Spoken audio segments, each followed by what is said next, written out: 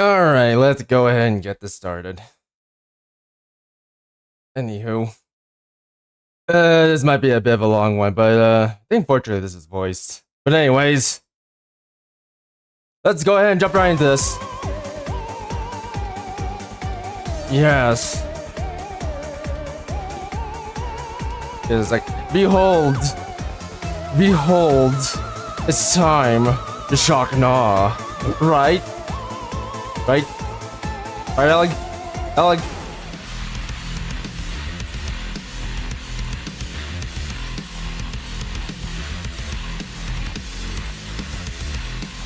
Yes!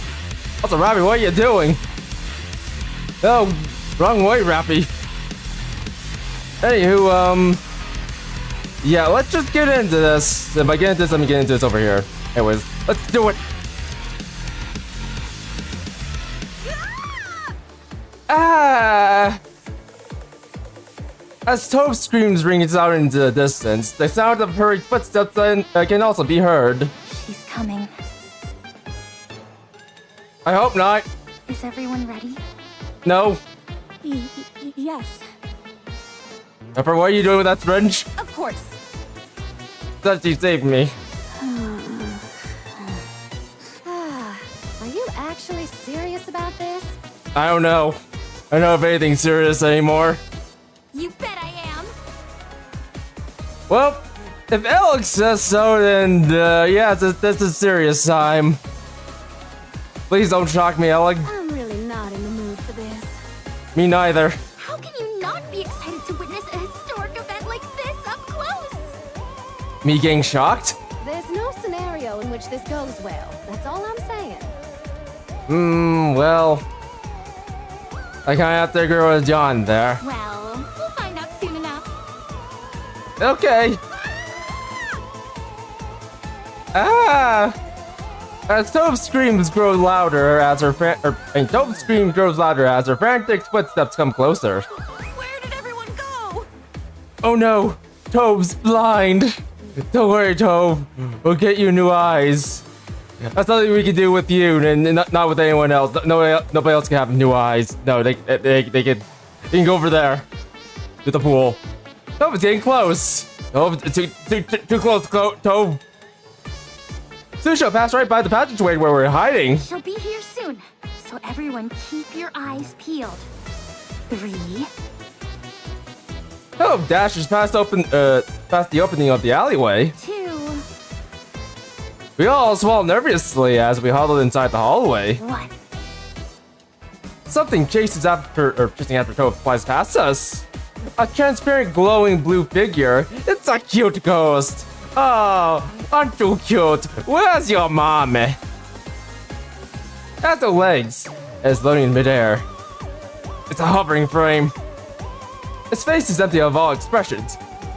Most definitely a hovering frame. Quick, get the thermal cannon. Suddenly, it turns its head and stares at...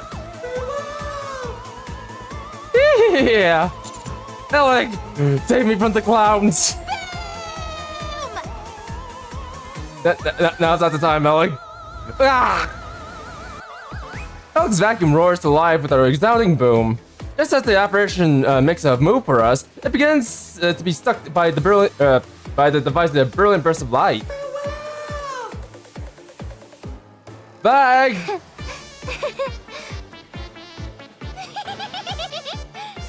Alec? Are you okay, Alec? It's working! It's really working! That's nice, Alec. Wait, that thing actually works? Apparently so. Also, I like how there's like a Doom guy face like right over here. Look at that. Excuse me. Look at that. It's Doomgur. Doomgur. Oh, excuse me, Boomgur. Some people call him Boomer. They just call him Boomer. Sorry, but I'm not going anywhere!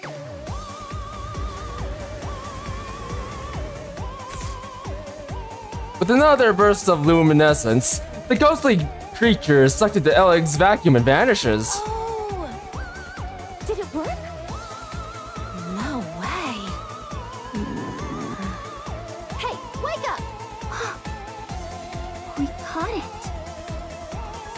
Yes, and there's We caught it! a robot thing back there.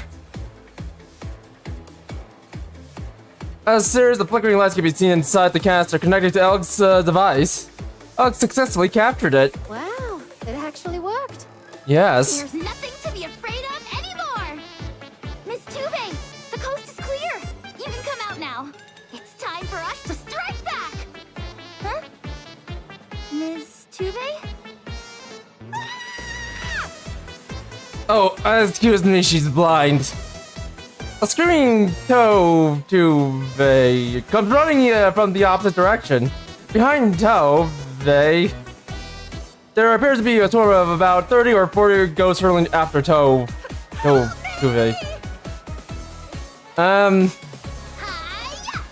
Ow. Elg heroically dashes forwards, ghost back in hand. As she rushes towards the fleeing Tove. Oh god. They're stacked neatly next to each other and towards the ghostly horde. Ghosts go boom! A brilliant array of variegated lights scatters across the cruise ship. It may sound hard to believe, but we're currently on a ghost ship, eradicating phantoms. Apparently, this is, Doom. And also, Doom. This is also Luigi's Mansion.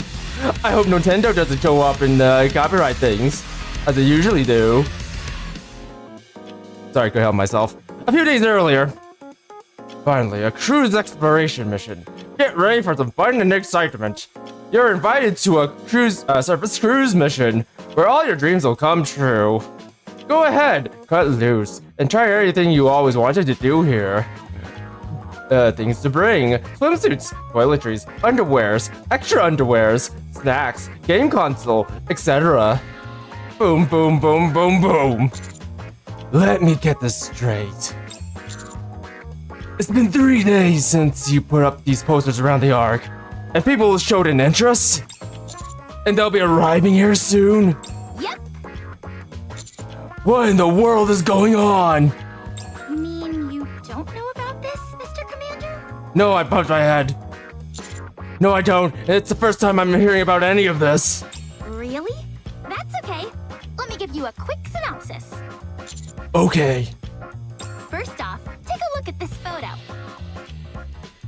Look at this photograph! Alex shows me a photo. It's a luxury cruise ship that was recently seized by a resource retrieval squad.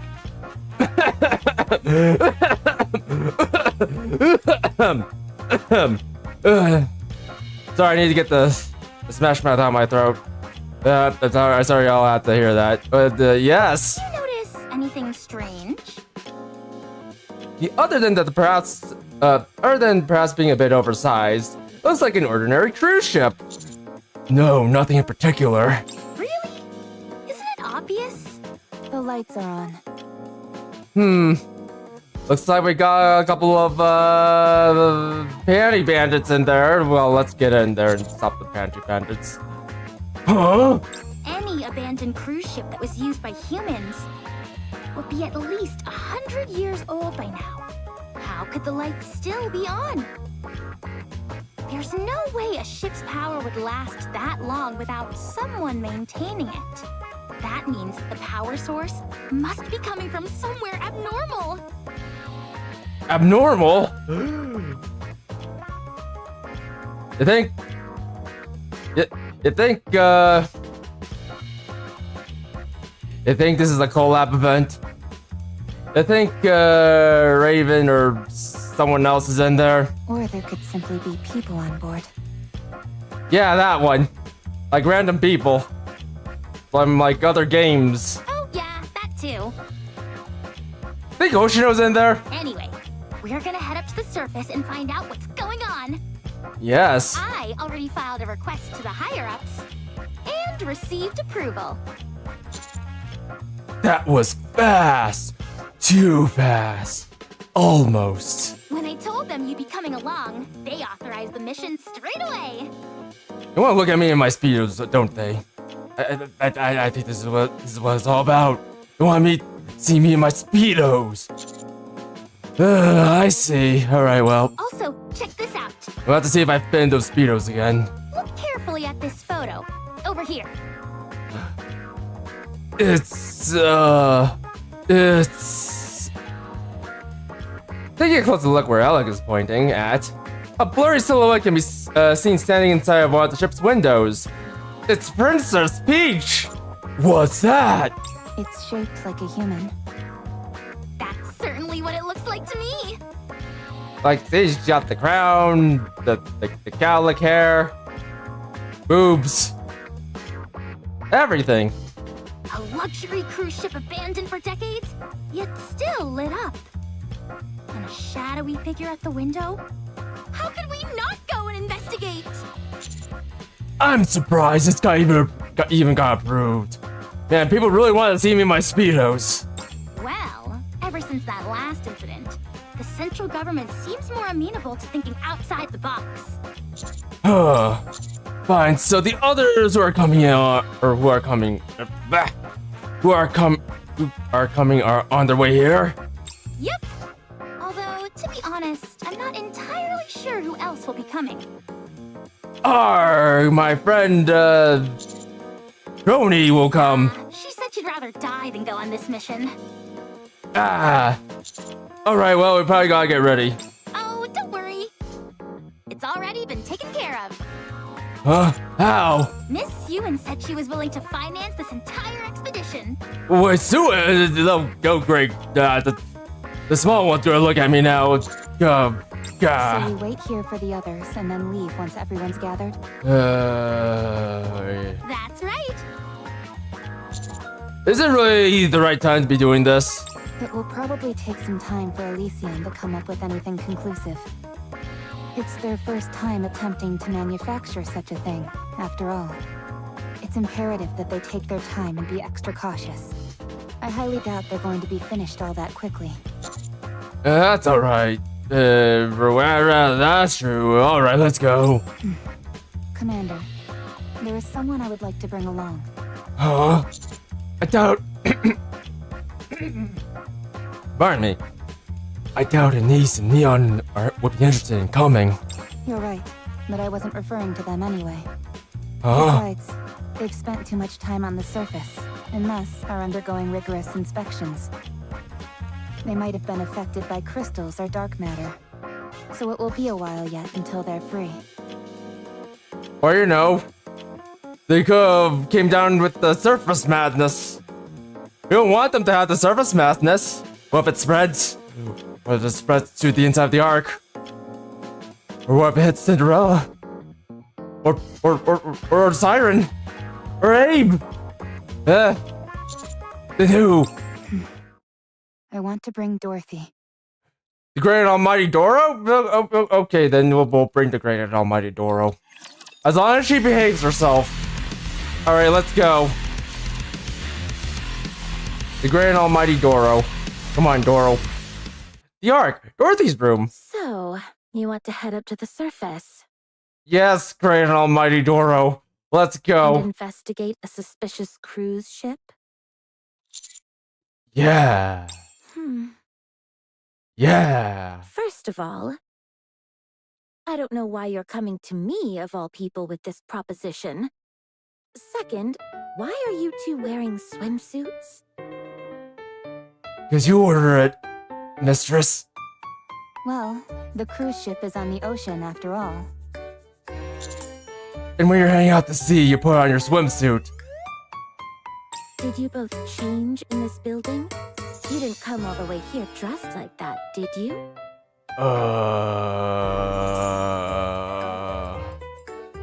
We did. Do you find the tea agreeable? Very much so. I don't know much about tea, but I enjoyed it. Rappy eyes. My face is up here. You realize that, right? I'm glad. Now, if you don't mind, you can leave. Look at this. Rappy turns the tablet she's holding towards Dorothy. It's the same picture of the cruise ship Alex showed us earlier. I'm telling you, I'm not interested. The ship here. is a luxury cruise ship. Don't you want to ride it? No, I don't. Dorothy, I mean, rather, Rappy. That's not the cruise ship. That's my crotch. I thought a luxury cruise would be right up your alley. Seems it wasn't just your hair color that changed, but your brain got affected as well. Well, you're probably not wrong, but it's still Rappy. I assure you, she still is. I was only kidding. Here, take a look. Rappy, who that is. Rappy points to the specific part of the screen. What? I don't see anything. Don't you think the water current here resembles a heart? Are you sure you don't have a screw loose? Still the same Rappy. It's still her. Just kidding again. Okay, for real now. Look over here. You're starting to irritate me. Please leave. Rappy, that's my crotch again. Why do you have like 2 pictures of my crotch? Look at the window. There we go. That's the picture we wanted to show you. Rappy points to the blurry human-like figure standing by the window. I don't think that's a trick of the light. It might be a Nikke. Or potentially, even a human. Dorothy, are you shaking because you're scared? Please stop talking. I'm begging you. Let's go together. All you'll do otherwise is stay inside all day watching TV and drinking tea. You should get some fresh air once in a while. You'd be surprised how productive I am. Dorothy, no. Okay, what is it exactly that you do? It's a secret. Come on, be serious now. Yes, you can't talk about the hundreds of doors that send out send loot to the surface. You can't talk about that. About what? Because you already know about that. You're coming, right? Were you always this stubborn? Oh yeah, I think I was just holding it in until now. Do you remember Red Hood? Yes, do you remember her? She's right here. Right there. See her? That's her. If you come with me, I'll tell you more about my relationship with Red Hood. Yes. They kissed. And my current incarnation. They're still kissing. Where do I need to go? Well, first of all, you need to go to the changing room. Then you need to put on the swimsuit I picked out for you. Then you need to go to the ship and do things. Come to the commander's room when you're ready. We'll leave as soon as you arrive. And if I don't come? I'll make you come. You will. We'll wait for you. I'll leave the tablet here. Be sure to bring it with you. See you later, Dorothy. Wait, Yes? are you going to head outside dressed like that? In swimsuits? Dorothy, I don't have a choice. They're watching. Everyone's watching. Why not? We came here dressed like this. Ugh. At least let me give you a towel so you can cover yourselves up a little. Dorothy, I can't. They demanded it. Speaking of swimsuits, don't forget to bring your own. Dorothy stares in disbelief at the 2 swimsuit-clad figures leaving her room. Mostly at the commander. Once they left her, she shifts her gaze to the tablet on the table. She looks at the cruise ship in silence for a long time. Well, granted, you might think it's the cruise ship, but in reality, it's Commander's butt again for a different time. Commander's room. I'm planning on publishing an ebook. I was gonna title it How to Survive on the Surface, but it turns out there are already a bunch of books out there with similar titles. I was feeling discouraged, but then I saw the recruitment notice for this mission and it hit me. I can write a book called How to Survive on a Cruise Ship.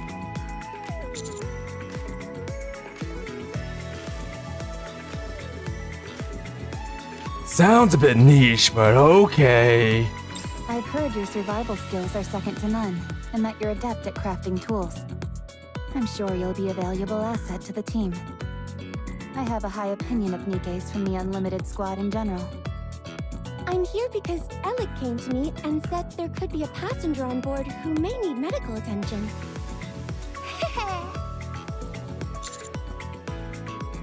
You're putting a lot more to this than I expected. How do you know I get seasick? Hey! What's that supposed to mean? Having a member of Seraphim with us is reassuring. We won't have to worry about getting a bit rough and tumble. Alec, it means you're dependable. Dependable, Alec. Excuse me? I'm just glad Mary isn't the one who came along. Me too. She's a force to be reckoned with. What with her massive, heaving, pendulous, personality. That's not what I was worried about. But okay, you're happy. Okay. Also, what would that matter? We already got another one right here. I hate to admit it, but I don't stand a chance against her in that department. Are you okay, Robbie? Don't worry, she does that one every once in a while. She also does this weird side glance thing when you're like looking at her, she just glances at you, then looks away. I don't get it. I'm not here for any particularly dramatic reason. Apparently, there's a shopping area inside this cruise ship. So I'm considering this a business trip to check out potential new products. This ship may be old, but fashion trends are always cyclical. Also, the whole point of a cruise is for them to have everything you could possibly want on board. It'll be helpful to see which products they push the hardest. If you come along,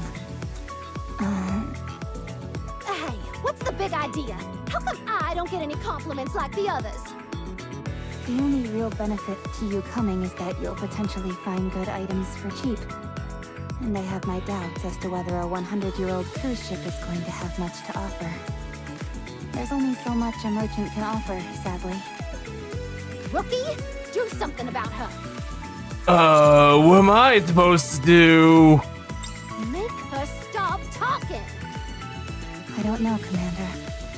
I think it may be too early for a kiss.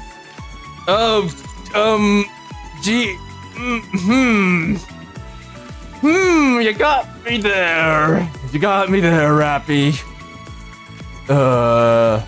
Hey, Hello. cruise, sleep, Yeah. my dream. Good. Next. Don't you have something or anything special to say to Burma? Good night. Next. If it's an old cruise ship, it's bound to need some repairs here and there.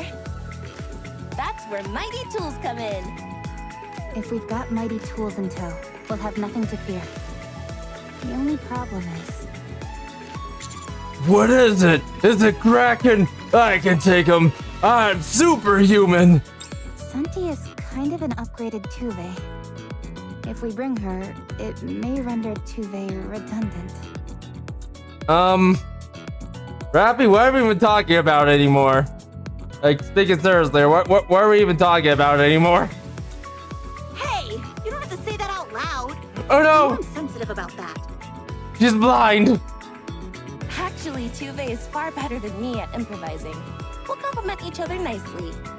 Sensei, give Tuve your eyes. Oh, Senti, you're such a good person. Never mind, she's fine.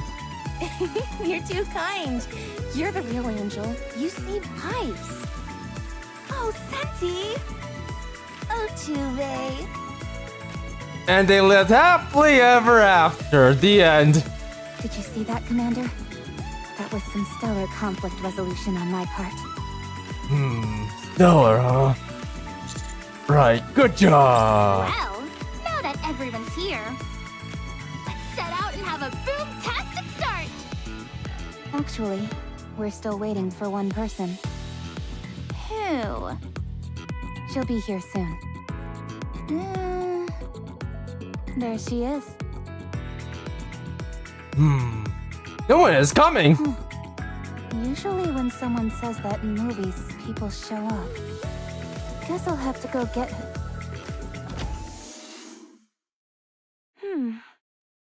Glad to see I wasn't too late.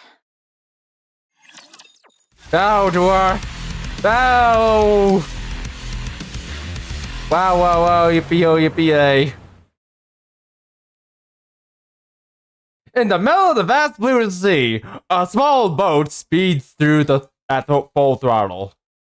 Refreshing bursts of ocean spray, the endless horizon, drifting clouds. The conditions are perfectly suited for the spirits to be high, and yet, a heavy silence hangs over everyone in the boat. More precisely, all that can be heard amongst the crew are subdued murmurs. Isn't that Dorothy, the pilgrim who came to the Ark? Yeah, don't mind her. She's spectacular. Yeah, it's my first time seeing her in person too. What's she doing here? She's here to, Sure, she did help the Ark before, so maybe she felt compelled to lend a hand again with this mission? I don't think that's it. If you're so curious, why don't you just ask her? Absolutely not. You can't go around asking things like that. Yes, she's a diplomat. And the great almighty Doro. He's that too. You're not scared, are you? Of course I am. You're telling me you're not? Not in the slightest. During that incident back in the Ark, she fought against the heretics, didn't she? Yes. You flew out with like things. Thanks to her, a lot of people were saved. You're not wrong, but that's exactly why this is so suspicious. No one in this world does a favor without expecting something in return. Yo, Jan. You have very good survival instincts. You're only saying that because you're a merchant. No, she's saying that because she has very good survival instincts and probably understands the great and almighty Doro well. You don't just simply ask for the great and almighty Doro for help. You have to give something in return. You have to give her an offering. Or a sacrifice. Yeah, you shouldn't be so cynical. There are plenty of people who do good without expecting to be repaid. Oh, Tove. We need to bring you back to the Ark so you can, get a few things, or get learned in a few things. Sorry, but I'm not convinced. She's definitely up to something.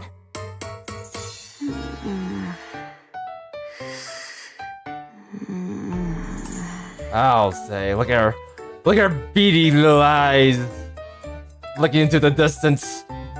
Definitely up to something, and... You know what, I didn't realize Firma was well endowed. Like, look at that. Look at that right there. That's well endowed.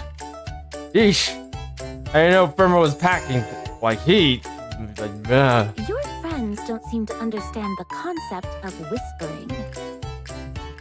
They're doing their best. You can hear them? Every word, loud and clear. All of you, be quiet. Dorothy can hear everything you're saying. Everyone jolts in shock. Especially me. Someone wired my seat to give me electric shocks when I sit on them. Or it. A true silence follows over the boat. I'm sorry for their behavior. Also, I'm sorry for setting up straight and hitting you. An apology from someone else doesn't mean all that much. Ms. Dorothy, What? do you like starfish? Now's not the time. No, I've never seen one before. Are you sure? There's one stuck on your shoulder. What the? How do I get it off? Don't worry, I'll get it. Scrappy reaches for the starfish stuck to Dorothy's shoulder, and it begins to wriggle grotesquely. On second thought, I don't think I can do it. I'll do it. Oh dear God, it's gonna be a...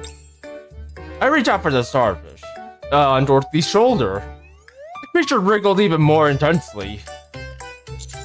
Actually, I don't think I can touch it either. What are you two doing? We're doing a bit. Ow! Toad walks over and casually removes the starfish from Dorothy's shoulder. It's just an ordinary starfish. It probably got tossed out of the water by a dolphin that was playing. Yeah, playing. All right, now your girl's going to the water. Did you know that starfish are edible? They are? In extreme survival situations, they can be a good source of protein. I don't think our situation qualifies as extreme just yet. It may not taste great, but if you close your eyes before taking a bite... It'll be as if nothing changed at all. Wait, what are you? Oh no! He's gone blind again! Oh god, the humanity! Don't be alarmed. I'm just feeding the fish. Oh no! Shield your eyes! Are you seasick? Well, I'm about to be seasick. Lie down and relax. Okay, I lie down on Pepper's lap. You're seasick? Jan, please, not now. Here, take this medicine. It'll do the job.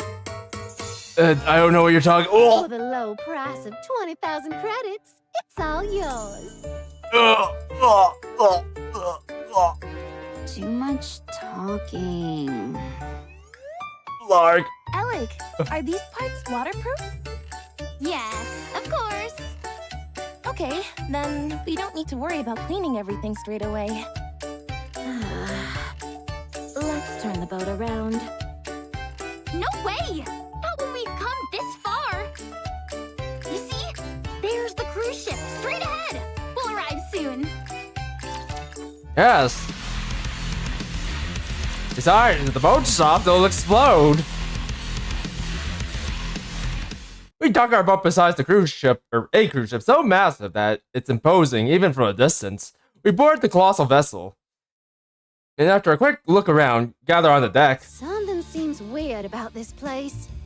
Yeah, it's oddly clean. Almost as if there's someone tending to the ship still. Tuve, you've still got a bit of vomit on the side of your mouth.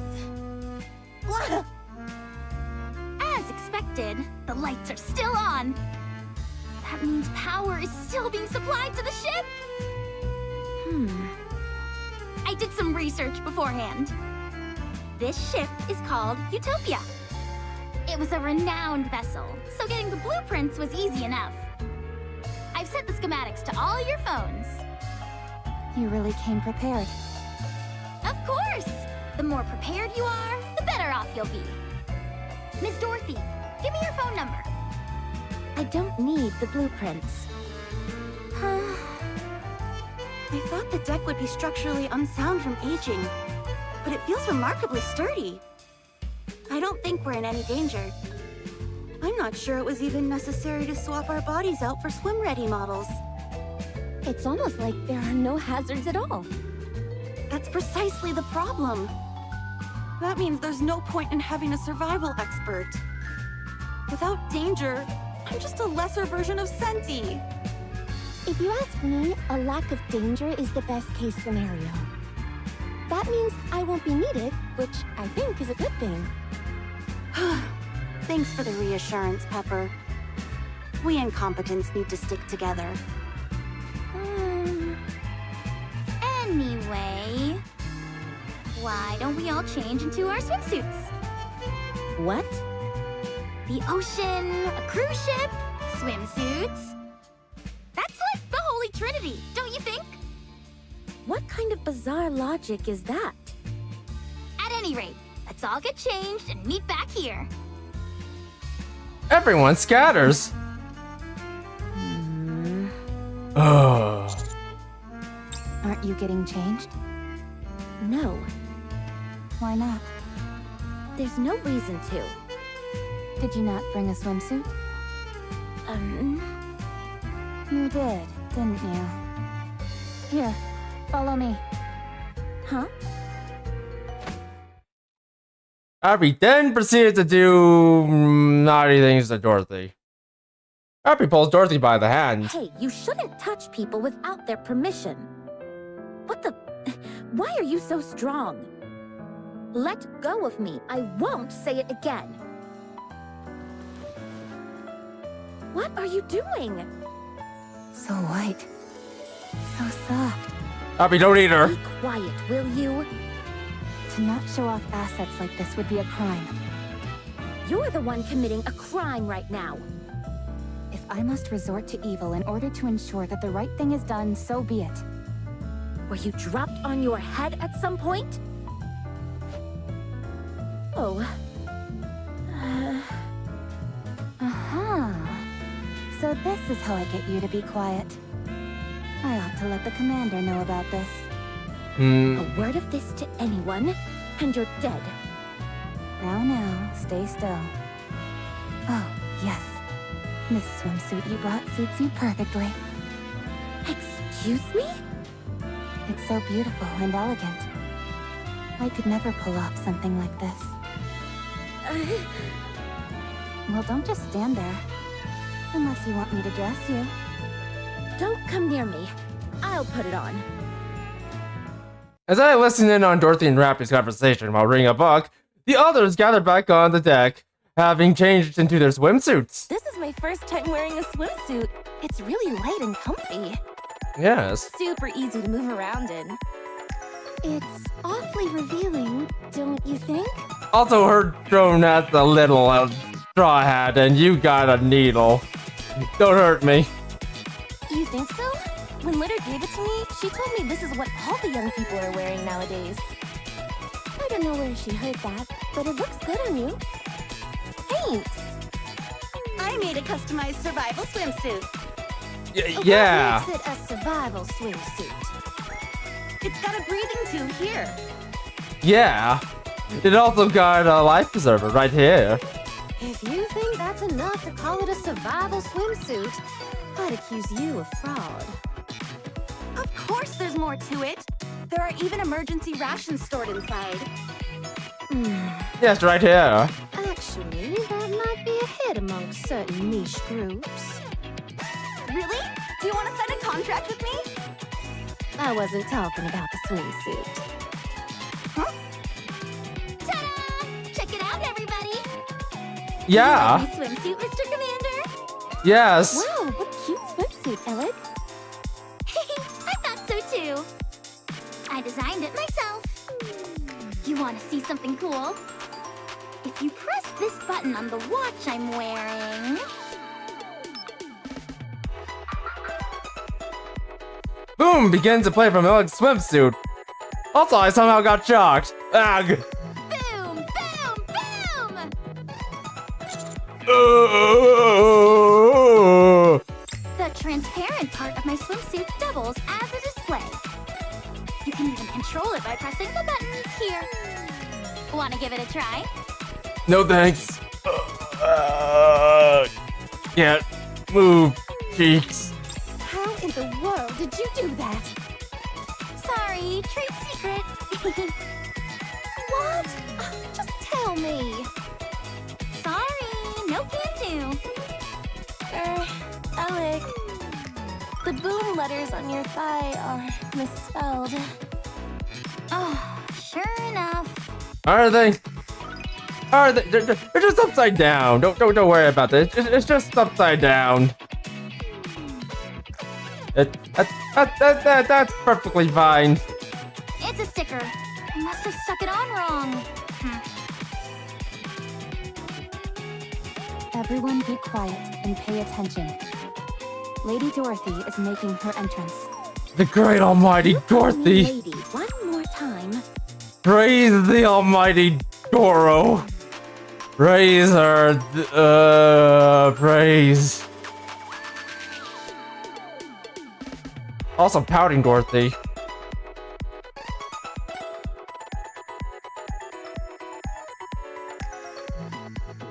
I can't help but stare a little longer. Right. Sorry. Come on, princess. Let's go. No, Rappy, you sure know how to push someone's buttons. Wow! Whoa! You look gorgeous, Dorothy. What do you say you and I sign a contract? If I hire you for a cover shoot, swimsuit sales will skyrocket. I'll pass. Wowee! It's a real feast for the eyes! Okay then, since it looks like everyone is ready, let's go look into the power source! Yeah. I'm gonna poke my head into the retail outlets and get an idea of their inventory and store displays. I'm going to check if the infirmary is intact. Even if the ship's safe, that doesn't mean we shouldn't ensure we have medical facilities. I'll go with Pepper. We need to confirm if everything is safe. I'll check the ship to see if there's any damage anywhere. Then, Miss Dorothy and I will... Actually, I have my eye on somewhere specific. Sorry, but I'll go on my own. Why don't I join you? Thanks, but no thanks.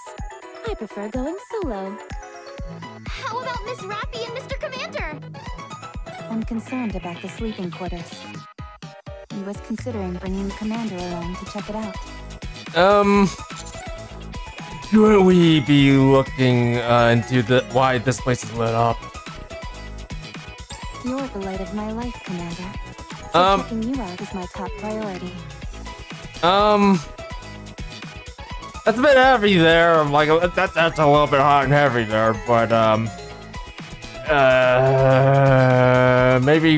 but maybe some other time. Let's go with that leg. Of course, I was planning on it.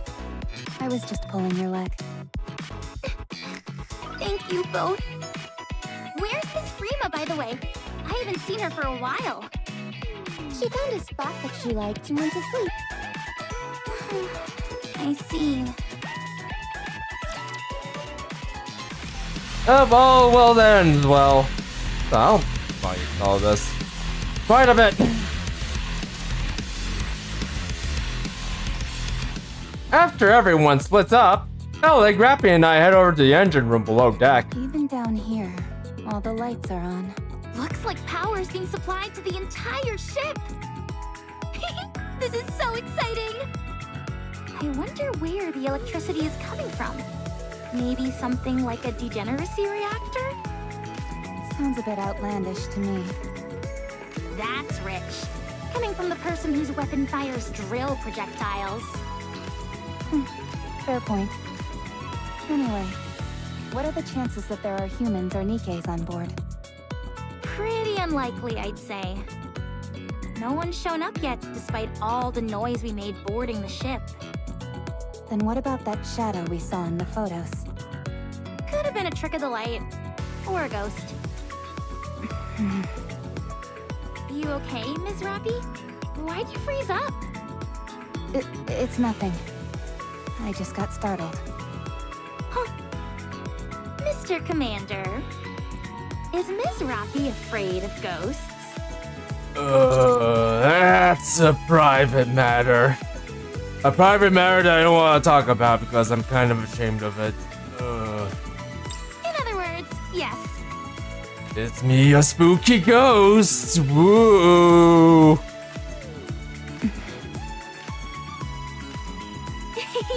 There's no such thing as ghosts, Ms. Rappy. Yeah, it looks right, but there are such things as me. It's just your mind playing tricks on you. And me. Don't worry, ghosts don't exist. I promise you. Farewell. Oh, sorry, that's my phone. Turn that off. Don't worry, Rappy, it's just me. I'm not playing pranks on you or anything. Now then, why don't we head into the engine room? Hold on. Didn't you hear that? Hear what? Nope, I didn't hear anything. That was just my phone, girl. Calm down. You don't think it's ghosts, do you? I don't. Stop kidding around. Maybe our mind just playing tricks on us. Both of you, stop teasing me. No way, it's definitely ghosts. Oh, like, are you shocking yourself right now? Are you shocking me? The leg? Okay, I'll stop.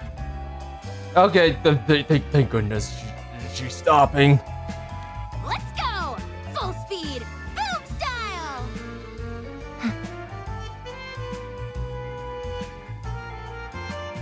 Utopia ship, engine room. Huh? What's wrong? The power is off. What do you mean? How could you be shocking me if the power's off? I mean literally what I said. All the generators and engines supplying electricity to the ship are turned off. It doesn't make any sense. How is the power in this engine room, and the entire ship for that matter, still on? The lights, sewage system, the thermostat, they're all working fine. Are you sure the power's off? Are you sure there's nothing you could miss? There's no way. The ship has a central control system. If you look at the switches here, they are all marked off. Hold on, let me check something. Alec moves towards the tangled mess of wires. How peculiar. There's a current flowing, but where is it coming from? It's almost as if a ghost is behind this. No, that's just me. Commander, I have a suggestion. What is it? I say we destroy the ship. Nope, no can't do.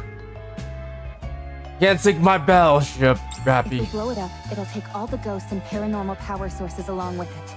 We've gotta be sure. If we take out the ship, everything will return to normal and...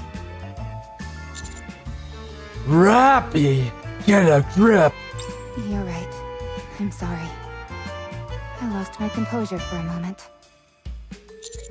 You too, Illig. Enough teasing me. Alright, I'm sorry. I say we flip this off switch to on. Wait, hold on. That way we can see if it's just a display error or if the power source itself is really inactive. Don't do it. Are you sure that's safe? Especially with me connected to the generator.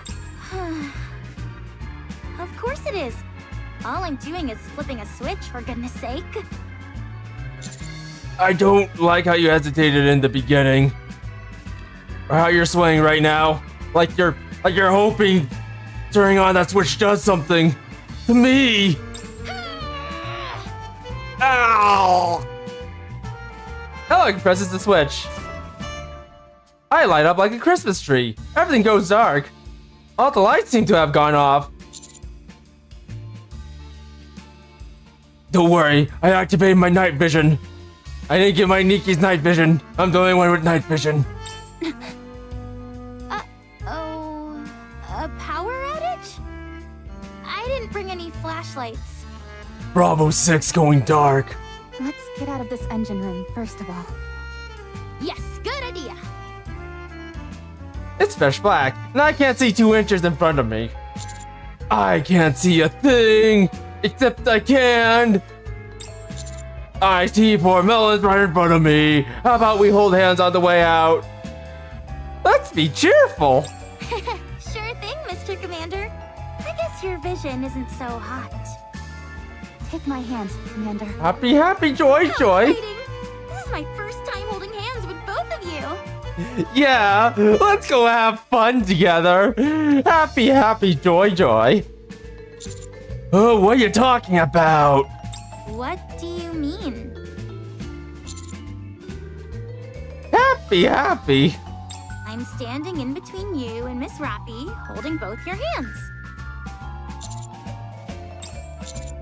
I'm not holding anyone's hand yet. Not until the marriage. Flicker. All the lights in the engine room turn back The on. lights are back on. In the brightly lit engine room, none of us are holding hands with each other.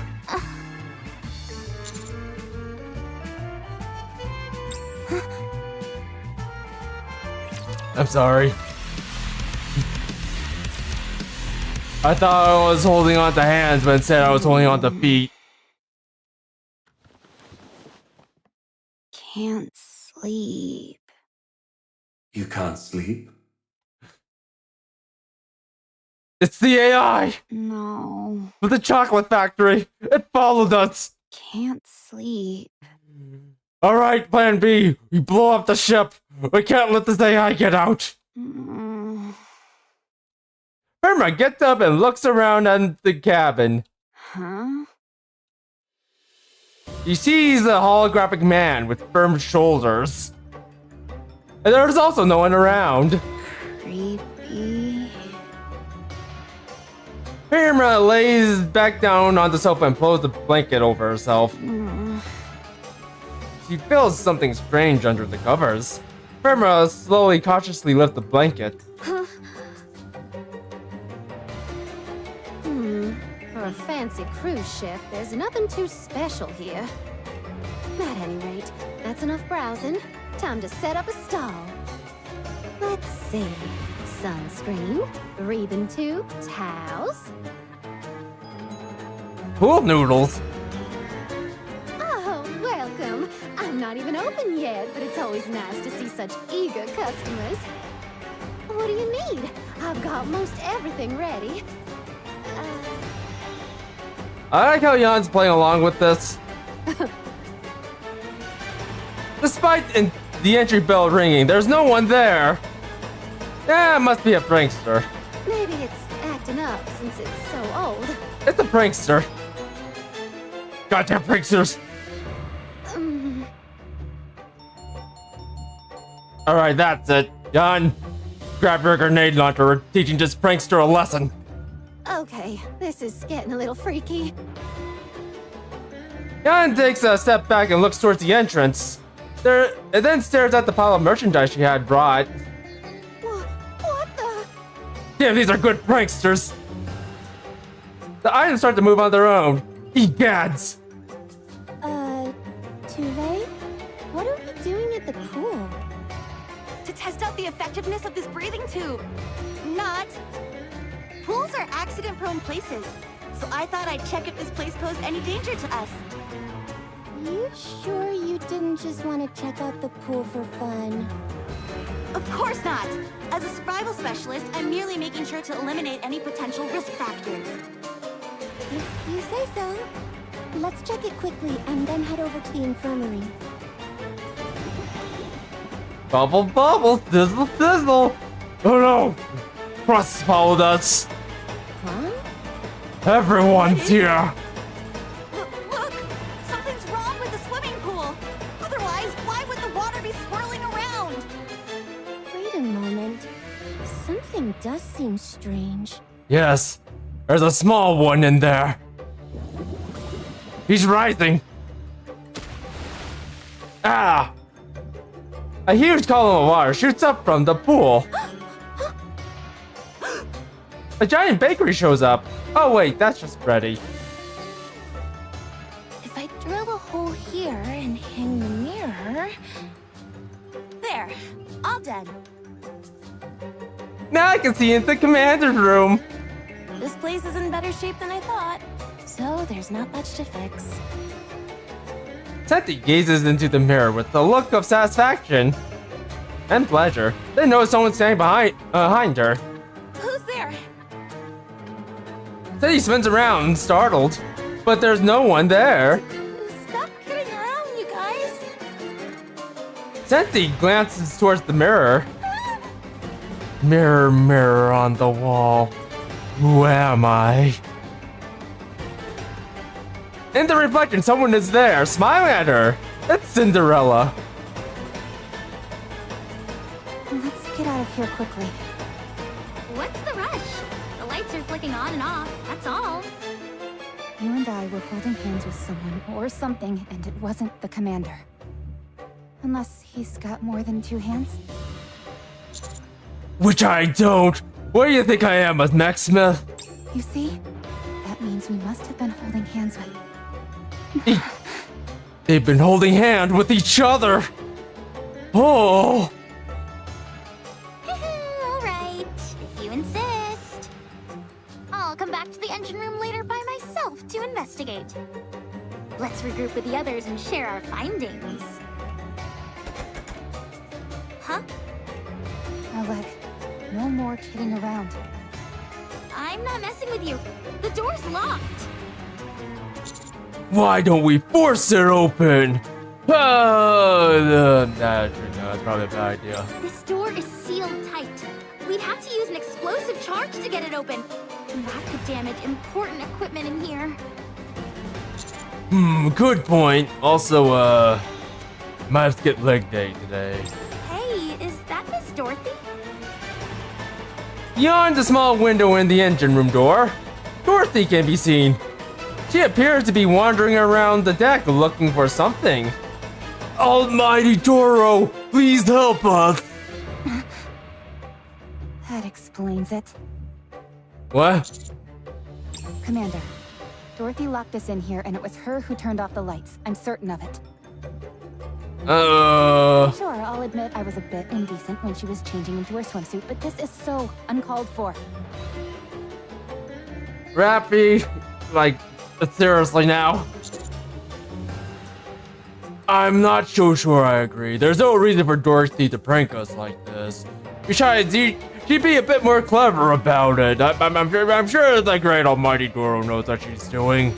And who turned off the lights and locked the door? Are you implying that there's some unscientific explanation? That some supernatural entity did this? Like, a ghost? You're so silly, Commander. There is no such thing.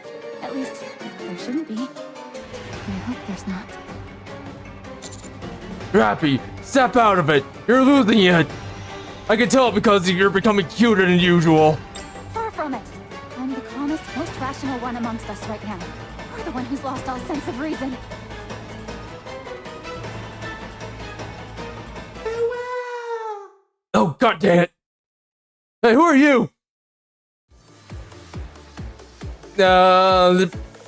Something penetrates through the engine room door. It's not my phone. It stares at us with empty, hollow eyes. I can't believe what I'm seeing. I can't believe it's not a ghost. Oh god, it's a ghost. The entity's body is semi-translucent. It has no legs. There's no doubt about it. It's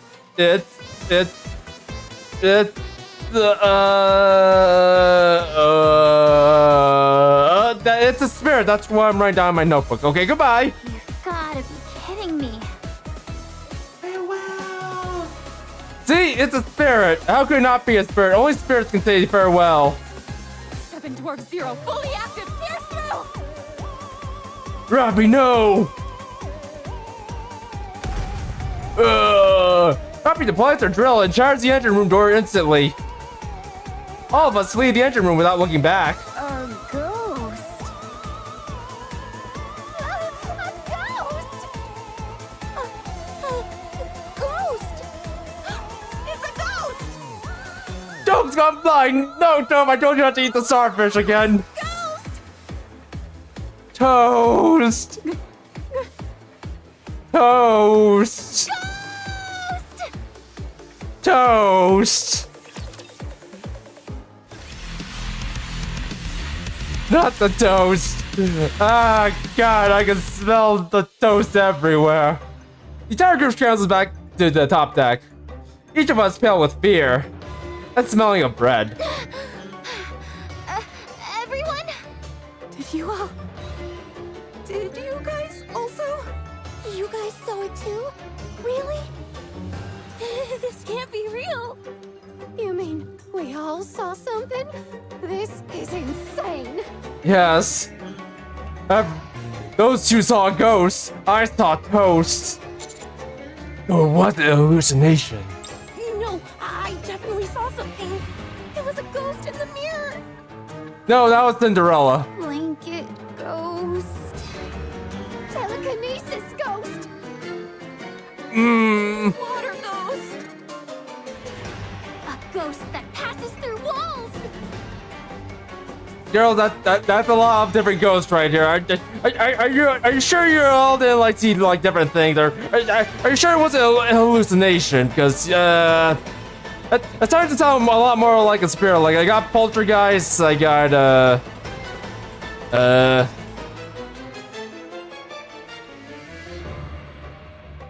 I got the phantoms. Like I got a lot of things here. I didn't know there were so many types of ghosts. All I got down was spirit. Commander, once again, I propose that we destroy the cruise ship. No. I'll use 7 Dwarf Zero. I'll destroy this ship. I'll bring it all down. Calm down, Rappy. Is everyone okay? Nobody's hurt, right? No, I don't think anyone's hurt. I haven't seen Dorothy for a while, though. Hey, now that you mention it, I need you all to listen carefully. Don't be shocked, but Dorothy is the one behind all this. Rappy, I think we're all past the shock part. Oh, Dorothy! We don't know that! We can confirm it once we find Dorothy. We've got to carry out a search for her immediately.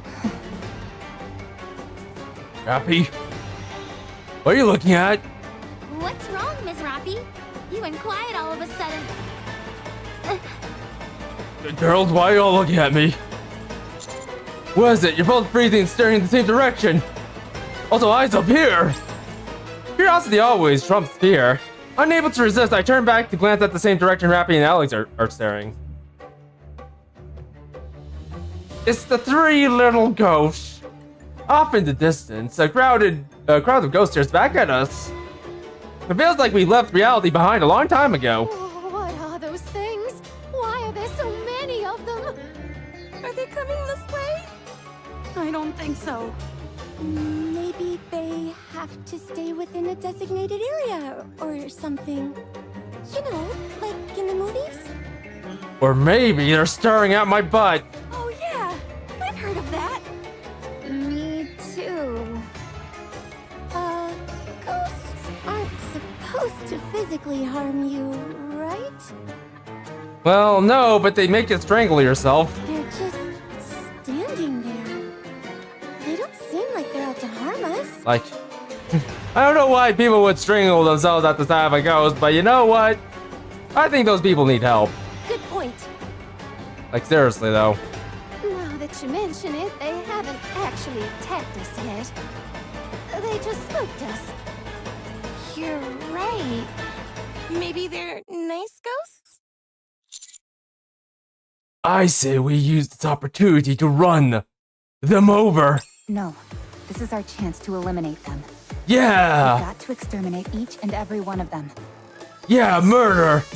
What? Someone once told me that the only good ghost is a dead ghost. Murder! And the way to accomplish that is through firepower. Firepower activated!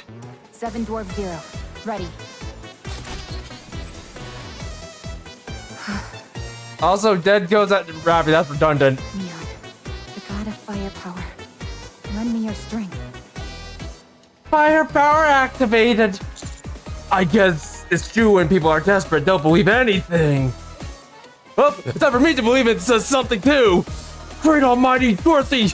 Might these ghosts! Encounter. I reflexively duck, hoping the great almighty Goro shows up and smite these heathens. I feel a small vibration and turn around to see a large steel crate that has landed behind us. What is this? A barrage of steel crates fly from the ghostly horde. Everyone, take cover! Yikes! Guess these guys are dangerous after all. I didn't expect them to actually attack us. Careful, girls, don't let them get close to you, otherwise they'll make you strangle yourselves. Like, I don't know who would do such a thing, but that's... How are ghosts so To the power of friendship. Happy stands up and aims her weapon at the phantasms and pulls the trigger. I pray even harder. Gone, evil.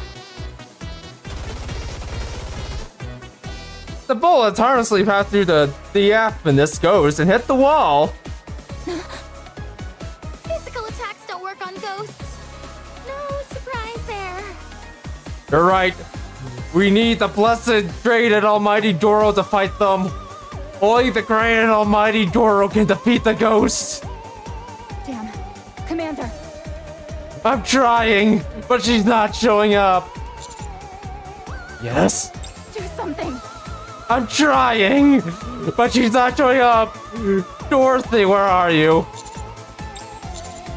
Retreat! I mean, unencounter! Retreat to where? The ocean? You can't swim with the new bodies we're outfitted with? Cause I sure can. For a while, sure, but not across the whole ocean. Then let's spread our wings and fly out of here. Fly far, far away from this place. Don't worry, I have the wings of victory.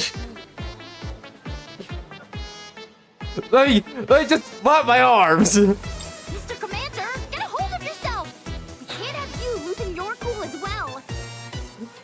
Don't worry, I can flap with my arms. Just hold on.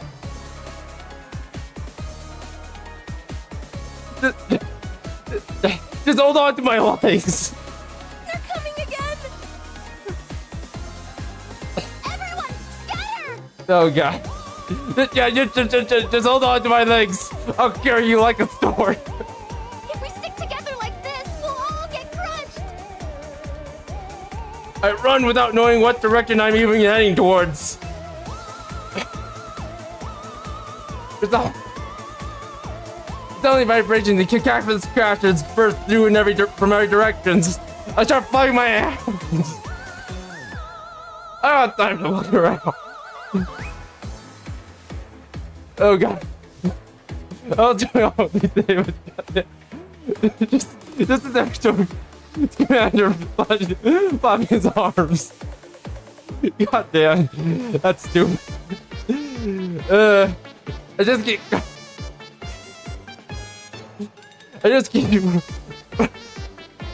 just keep running while crouching low, while flapping my arms around. I'm like a turkey trying to shoo away a fox. There was another metal calc bang, and then I started to feel dizzy. Everything faded to black, and I stuffed my head into the floorboards like an ostrich. I know this feeling very well. It's the feeling of safety. I eventually lose consciousness. Oh my, it's evil begun.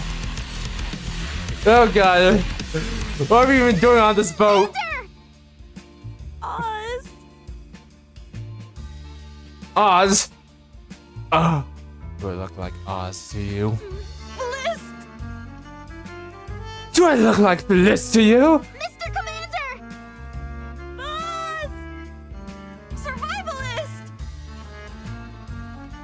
Oh, this isn't good. I've got to perform CPR. It's a special method I devised for falls from 2 meters or more. Okay. Wouldn't it be better if we bonk him on the head with a wrench? What are you talking about? Electric shocks would be far more effective. Okay, you know what? I'm totally fine. I'm most definitely fine. I'm okay. Yep. No electric shocks. Nope. I'm good. I'm good. Erg. Oh? Like Sensito. Hello. Please don't shock me. Whew, you're awake. Thank goodness. We were getting worried. I must have gotten hit by one of those steel crates. Actually, you weren't paying attention to where you were going and accidentally slammed into a fence. It was pretty funny to see, actually. Not as funny as me flapping my arms about, trying to fly away. pumped up too. Your body is something else. Well, I am superhuman after all. No way, I wouldn't do something like that. I would phase through like a ghost. I seem to recall someone suggesting that we dive into the ocean or try to fly away. Don't remind me. Okay. No, the offer's no chance. I can flap my wings I can flap my arms really hard and take you all away. You just gotta grab onto my ankles. I wasn't myself. I'm not me when I'm hungry. Rappy, pass me the Snickers. I was possessed by a ghost. And I was also hungry. Yeah, that's it. Right. After all, someone like you surely wouldn't be so scared of ghosts. That you'd be terrified beyond the capacity for rational thought. No, I just wanted to, I was just coming up with different ideas on how we can get out of here. Also, is everyone else okay? We all got separated, so I'm not sure. This is bad. Whenever people get split up in horror movies, they get picked off one by one. Yeah. Or they run into the monster, just like in the Scooby-Doo's. We've got to regroup and figure out what to do next. In fact, now that I think about it, this is kind of like a Scooby-Doo episode. I'm with the hot girls, and then over there I got everyone else. Although, I don't think, even with all our heads put together, we'll be able to come up with a genius plan. That may be true, but... That's precisely why we need your help, Mr. Commander. Yeah, we're gonna set up a trap for the ghost and blow this case wide open. Huh? I've got a hunch, and I need your help to put it to the test. Alright, let's do it, Velma. All you've got to do is go hug a ghost. Come again? Give one of those ghosts a big old bear hug. In fact, I see one right over there. At the end of the hallway, a ghost can be seen. After some close observation, I've noticed these ghosts always head straight toward us. Maybe they're just after some affection? But what if I get possessed? Not that I'm scared, mind you. Don't know. Maybe we could use the Heimlich maneuver to force it out of you. I don't think that's how possession works. Once again, I propose a wrench to the head. Sensi, I feel like... I feel like you do well in the Rapture City. Yeah, that's it. I feel like you would do extremely well in the Rapture City. I'm not a mechanical device I can fix by smacking. Nor am I a splicer. It won't come to that, promise. How do you know? Ms. Senti, Ms. Tuve, I don't think Mr. Commander is up to it. He's too scared, so we'll have to nix the plan. It might be for the best. We wouldn't want him wetting his pants and embarrassing himself after all. All right, Mr. Commander. Hey, wait a sec. I don't wear pants. That's it. I'm gonna go hug the ghost. You see that fire hydrant cabinet over there? I'm sure that's a nice, safe place for you to hide. Or maybe I could build you a baby cradle? One that rocks you to sleep? Your preoccupation with safety shows just how seriously you take survival. You have my respect. It would appear I'm not too good at cracking jokes. Also, yeah, I'm not wearing pants. Let's go hug the ghost. Call the damn ghost over here. I'll hug that thing so tight it'll burst. Look out, Ghost! Here I come! Yeah, let's hug the ghost with my no pants. Alex shouts, echoes through the hallway. The ghost at the end of the corridor turns its head towards us and charges forward. Now, Mr. Commander, go! You have a plan, right? Of course. Ghost gets closer. I close my eyes and hurl my body towards the ghost. Evil be gone. Or rather, evil be gony. Burma crouches under the table under the cafeteria. Tablecloth too long. Can't see outside. Also, from outside, can't see inside. Cozy here. Safe. Good for sleeping. Genius. Footsteps. Coming close. Must be quiet.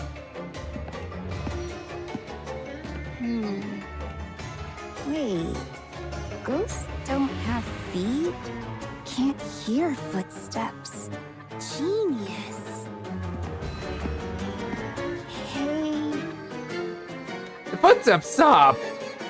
Hey. Burma grabs the legs and pulls them under the table. Footsteps stop in front of Burma. The tablecloth lifts up, revealing a pair of empty eyes straight at Burma.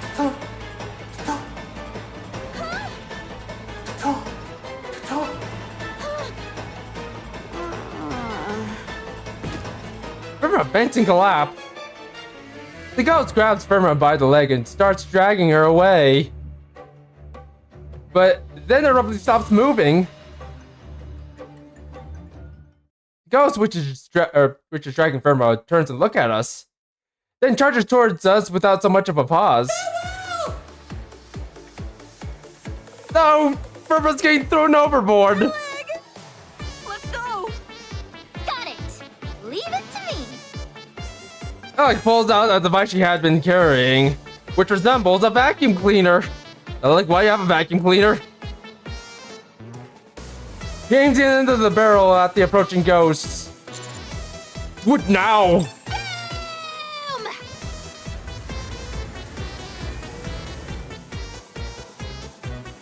The machine Alec is holding roars to life, and then the charging ghost is sucked towards it amid the bright flashes. Pardon me. Bah!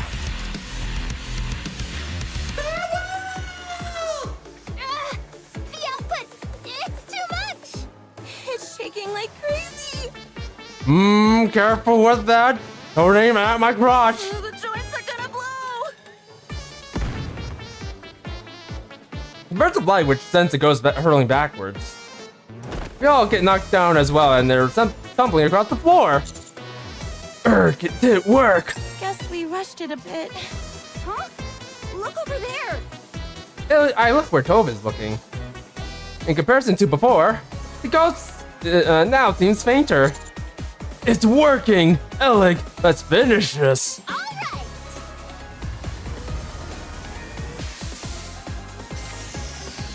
Huh? It's already broken, but I only used it once. The dimmed ghost drifts off into the darkness. At least we were able to drive it away. Yeah, it wasn't totally ineffective. I'd say that was a successful test run of our anti-ghost superweapon, the Boom-Fastic Phantasm Gun! Great name! 3 hours prior. I don't think it's following us anymore. Is it? No, we shook it. I don't see it either. I think we're safe. Whew. Well, Mr. Commander hugging that ghost did teach us one thing. And that's that we can eliminate these ghosts. Huh? How? Mr. Commander, how did it feel when you hugged the ghost? Scary. I meant physical sensation, not how you felt emotionally. Tingly. Yes! When I held hands with one before, I felt a tingle too. When you embraced it, your hair and the fibers of your clothing stood on end. This tells me that the ghosts are composed of electricity. So, we are going to build a machine which absorbs electricity and sucks those ghosts right up. You're going to suck up the ghosts? That's right! Electricity does happen to be my specialty after all. And with you two handy folks on deck, I'm sure we can come up with something in a jiffy. That is, if you two are willing to help out. Present! Boombastic phantasm gun. Brilliant. Considering how effective this thing was on such a rushed schedule, if we take our time and put some effort into it, it'll be remarkable. The name is a bit long, though. I say we call it BFG for short. Yeah! BFG? Intense name. Yeah, BFG 9000. You bet it is. It's the most badass name there is. Yeah. I think you want to use that acronym, or I think you just wanted to use. I think you just wanted to use that acronym and threw a name together. Phantasm isn't even spelled with an. Isn't even spelled enough. But how are you planning on upgrading it? After using it just now, I got an idea for how to tweak it. Oh, nice! Ms. Tuve, Miss Senti, can you two help me again? This time, we'll do it proper. Sure. All right. 1 hour later, Ellie, Tove, and Senti huddled together and hammer away at the weapon. Before I knew it, a new and improved BFG has been completed. Now, what do you say we go do some ghost hunting? Yeah, let's do it! Knock and awe until it's done.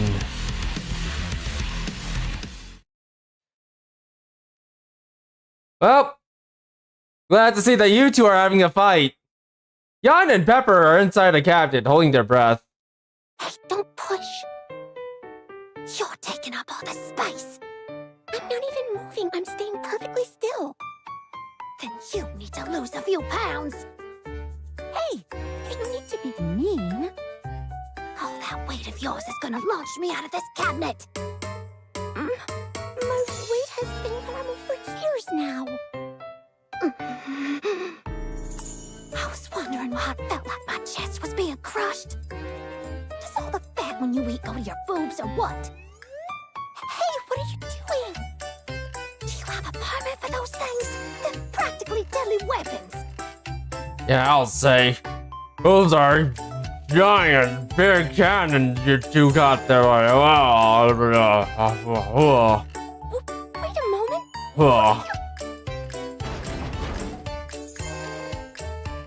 The cabin door rattled noisily.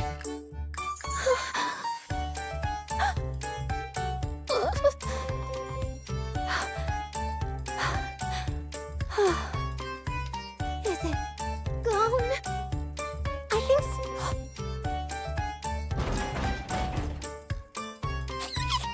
Come on, this bang machine ought to work.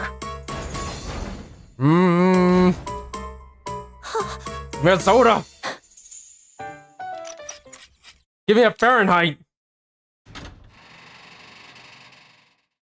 Found you! Ah!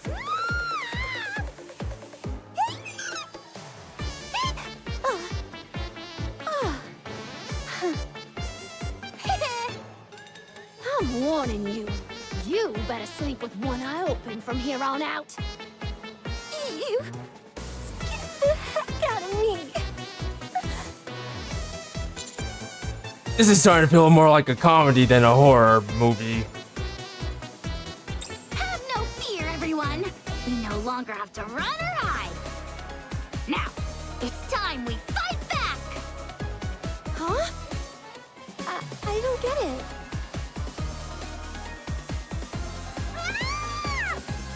Tove! No! She ate the starfish again! A Tove scream springs out into the distance. A sound of hurried footsteps can also be heard. She's coming. Is everyone ready? Yes. Of course.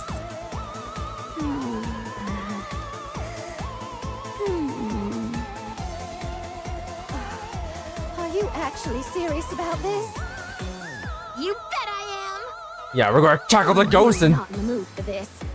with the syringe. am! How can you not be excited to witness a historic event like this up close! There's no scenario in which this goes well. That's all I'm saying. Well, we'll find out soon enough. Tove's scream grows louder as her frantic footsteps come closer. Where did everyone go? Quick! Apply the antidote to Tove. Apply it with your mouth, it's the only way. Tove's getting close. Soon she'll pass right by the passageway where we're hiding. She'll be here soon, so everyone keep your eyes peeled. 3, Tove dashes past the opening of the alleyway. 2, We all swallowed nervously as we huddled inside the hallway. 1. Something chasing after Tove flies past us. Suddenly, it stops, turning its head and faces us.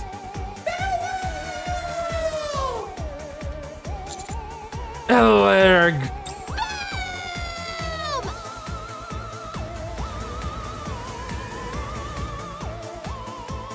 Eleg's BFG roars to life with a resounding boom! Just as the apparition makes a move for us, it begins to be sucked in by the vacuum in a brilliant burst of light.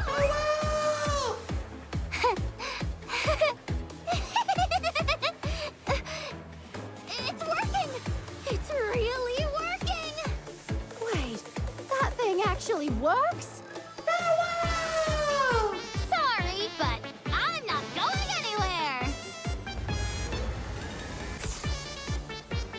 With another burst of luminescence, the ghostly creature is sucked into Eleg's BFG and vanishes. Oh, did it work? No way! We caught it! We got it! We got it! A series of flickering lights can be seen inside the canister connected to Eleg's BFG. Eleg successfully captured the ghost. Wow, it actually worked! There's nothing to be afraid of anymore! Miss Jubei, the coast is clear! You can come out now! It's time for us to strike back! Huh? Miss Jubei? Oh, sorry, Tove's still blind. I must apply the antidote to her. The screaming Tove runs from the opposite direction, into my arms. Behind Tove, there appears to be a storm of about 30 or 40 ghosts hurling towards Tove. Help me! Hiya! Ow! Eleg heroically dashes forward, the weapon in hand, as she rushes towards the fleeing Tove and towards the ghostly horde. Ghosts go boom! Actually, something's been bothering me. Where's Rappy and Dorothy? That's right, where'd they go? Let's go find them!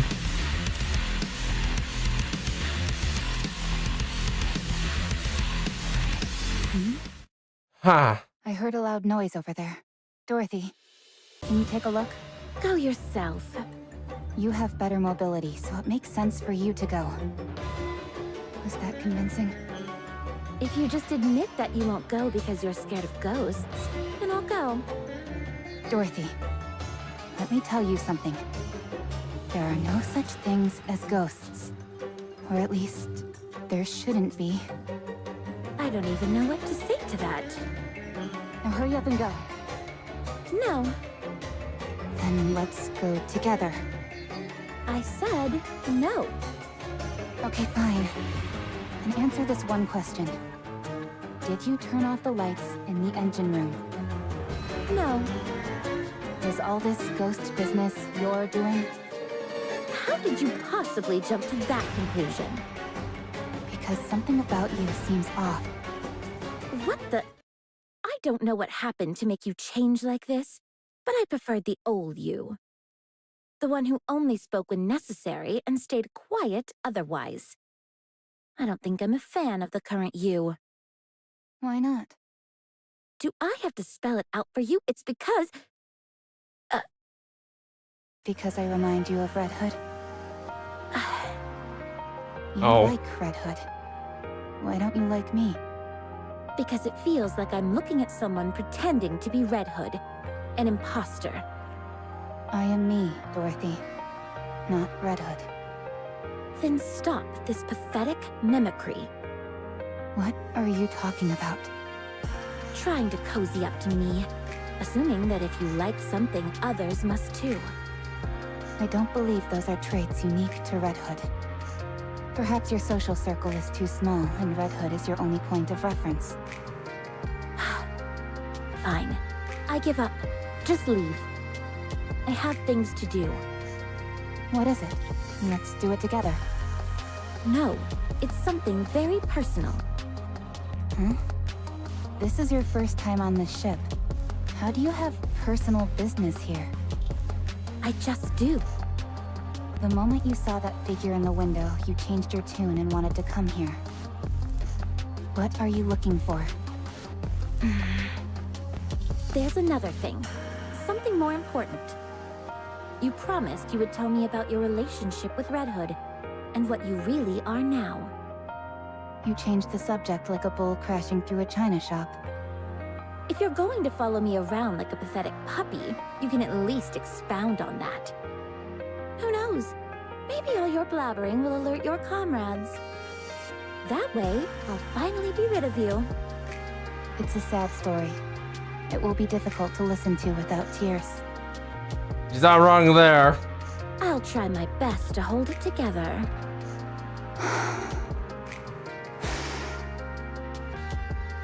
Rappy takes a breath and calmly begins to regale Dorothy with her story.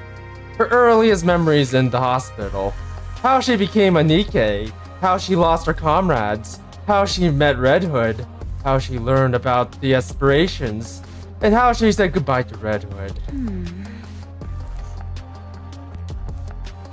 After that, Wait a moment. What's wrong? It's not boring, is it? I can try to spice it up and make it more interesting. Dorothy, don't cry. I'm not. Well, from here on out, it's not as sad as before. So don't worry. Rappy continues her story. How she wandered around the wanting and wanted to become like Red Hood. How she left Absolute thinking she had hurt her comrades out of selfishness. How she met Anise while drifting around like a mercenary. The formation and subsequent exploits of the counters. And how she encountered powerful enemies and learned the true meaning of succession. And how she became to carry on Red Hood's legacy. All throughout her recounting, Rappy speaks calmly. And now I'm standing here, telling you my story. Powerful enemy. Do you mean the heretic? And those comrades you met on the surface? Who are they? I won't go into detail about them. Telling you about them would be far too risky. If you join the counters, I'll tell you everything. No thanks. Dorothy, I'm going to go my own way. I hope you'll do the same. In return for telling me your past, I'll overlook your presumptuous meddling. I'll handle my own affairs. And you do the same. I see you like to keep me at arm's length. I really did prefer the old you.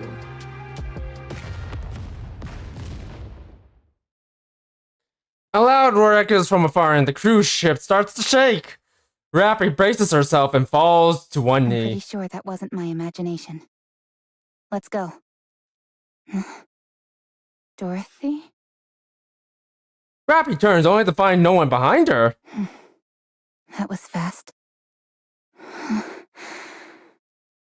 Why couldn't she come with me? Because it's too early, Rappy. It's too early. He's not ready yet. Needs time. Boom! Boom! Also, please help. Alec is getting a little bit too excited. Ah! Alec is rampaging across the deck, sucking in the ghosts with her BFG. The ghosts attempt to throw objects or otherwise approach Alec. but they are helpless against the awe-inspiring might of her weapon. I'm starting to wonder which side is the bad guy. Wow, they don't stand a chance. I'm glad it's all going well, but this is so trippy. It sure is a strange world that we live in. Are you okay, Freema? You haven't said anything for a while. Does she ever say much? Fair point. But she's been awfully quiet, even for her. Observing. Observing what? Ghost. Commander, Rappy, you're safe. Of course. I ain't afraid of no ghosts. Oh, she said the thing. No, you. Hold on. I just want. Of course. I ain't afraid of no ghosts. Ghostbusters! You see Dorothy? I did. She said there's something she has to handle on her own. So she left me all alone somewhere dark and spooky. Sounds rough. I was busy getting electrocuted. What's going on here anyway? Alec, Tuve, and I made a ghost hunting machine. And it's working like gangbusters. Those ghosts can't do a thing. It was my idea to model it after a vacuum cleaner. Yeah, but I basically made it all by myself. Incredible. Boom! Another ghost gets sucked in. It's only a matter of time before the whole area is cleared. Phew. I'm getting exhausted. 113. Sorry? Ghosts caught. 223 at the start. 132 left. Freema, 223 minus 113 is 110. May I interest you in a little device we call a calculator? Boom! Unless the ghosts are multiplying. They're reproducing. It's strange. It doesn't feel like they're decreasing. If anything, They're reproducing. They're just like raptors. Increasing. Like raptors. Ghosts increasing. Looks like we have no choice. We need to sink the ship with the raptors on it. Rappy, sink the ship. At the very moment, a swarm of ghost searchers from below the deck. At glance, there seems to be 434. 455. 461. I think we may need to switch strategies. they're infinite. Gah! We need to retreat! I hate to be the party pooper. There's nowhere for us to escape. I look around. The entire deck is swarming with ghosts. There's not a single opening which we can break through. Things are getting desperate. I'll try talking to them. You'll what? Part of being a survival expert is studying ways to communicate with animal species. I've also gotten a lot of advice from the folks at Happy Zoo, so I'm feeling confident. Yeah. Ghosts count as animals? Either way, the basics of communication are the same. You need to understand their intent and convey your own. Based on my survival expert instincts, I believe these ghosts are trying to tell us something. A steel box slams down right in front of I Tove. believe they're saying they want us dead. We have no choice. We have to destroy the ship. Right, Rappy, sink the ship. Bring these raptors down. No, don't, you kill us all. Everyone, over there! There's a ladder! It's an emergency ladder connected to the bridge. Let's climb up it. But what if it leads us to more ghosts? There can't be any more there than there are here. That's right. In extreme situations, sometimes the key to survival is simply avoiding the worst-case scenario. Let's go. Infinite. Infinite. We hurriedly climb up the ladder to the bridge. The humming sound machinery can still be heard. Looks like the power is on here as well. Thankfully, there don't seem to be any ghosts around. Yes, judging from their previous behavior, it seems the ghosts can't leave certain areas. Maybe there's some kind of spirit bound to this place. Still believing that those things are ghosts, are you? No, I told you. I don't believe in ghosts.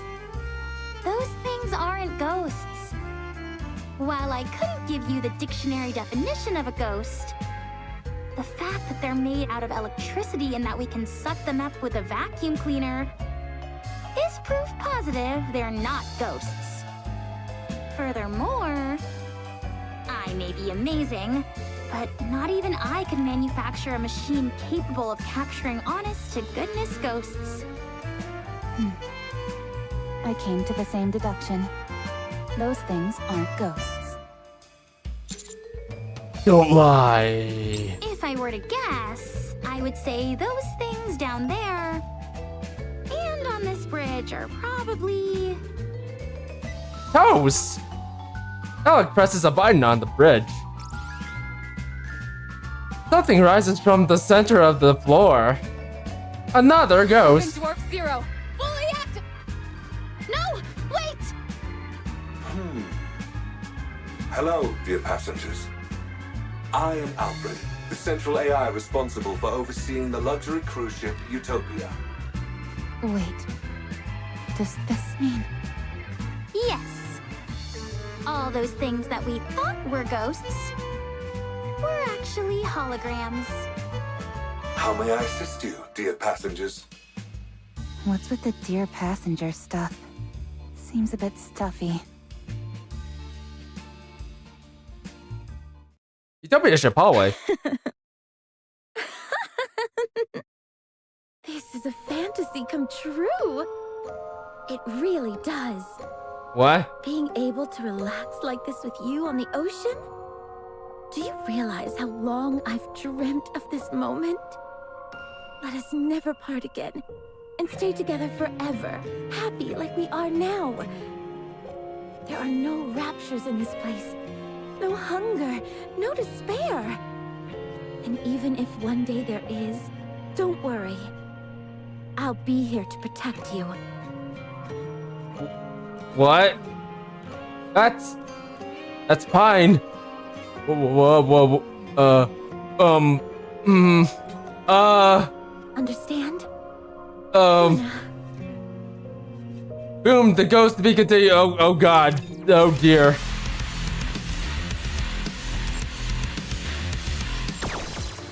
That explains that. Anyways, I'm just gonna go over here and do more of this. Yeah, that totally explains that. I was wondering what this was. Totally explains that. Then let's go over here and be very afraid.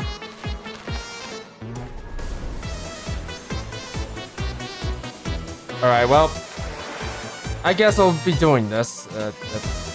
Wrong place.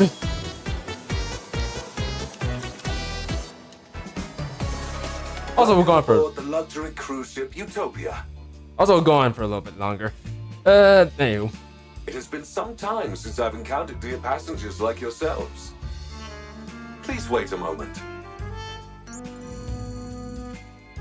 Oh my, the ship's facilities are currently operating at less than 10% capacity. I intended on offering you a drink, but it appears I will be unable to do so. I apologize. Are you a hologram? That is correct, dear passengers. I am Alfred, the central AI controlling the luxury cruise ship Utopia. For greater convenience and visibility, I physically manifest myself as a hologram. If I may be permitted to boast, all the equipment on board the Utopia is managed by augmented reality holograms. We prioritize the comfort of our passengers above all else. Therefore, everything on this ship is equipped with its own AI system. This extends to even simple functions such as opening and closing doors, turning lights on and off, and covering passengers with a blanket or cooking meals. You know, the more I look at this ship, the more this ship kind of reminds me of the Sierra Madre from Fallout New Vegas. Except with less AIs shooting at you with lasers. Near near insta-kill lasers. Good, not very fun times. What? How are holograms even capable of that? They're intangible objects. That's because they're holograms from Big Mountain. A terrific question, dear passengers. Allow me to explain by showing you an example of how I can open and close the door. The door itself is electronically controlled, while a well-timed holographic projection simultaneously acts out the motion of opening or closing the door. The synchronization is applied to everything else as well. This gives the appearance of the hologram serving the passengers and fulfilling any needs they have. It's a unique feature of the Utopia which makes passengers feel truly attended to, and we're quite proud of it. What about transporting objects? Can the holograms do that? Technically speaking, no. Utopia is outfitted with countless rails and small launch ports, creating an efficient transport network throughout the ship. In rare cases where objects need to be sent to passengers, the items are physically launched, while the holograms perform a throwing motion to match the timing. Are holograms free to move around the ship? Unfortunately, that is not possible, dear passengers. Each hologram is assigned a designated service area and cannot leave it. That explains why they all seemed like moribund spirits. Since you're the main AI, can you control the other holograms? Of course, I am a hologram made for that purpose. I see. So the central AI calls the shots for all the other AI systems. Could you possibly do something about the holograms crowding around the lower deck? Those are the holograms in charge of maintaining and servicing all facilities aboard the ship. They are meant to assist passengers, so if you need anything, do not hesitate to reach out to them. They were throwing steel crates at us. Surprising. They made a complete mess of all the merchandise I'd arranged too. Pardon? Oh, I see. It seems there might be a minor glitch in their programming. I will ensure everything returns to normal shortly. Please, wait a moment, dear passengers. Are we finally rid of the ghostly menace? How many times do I have to tell you? Believing in ghosts is for children. Yes.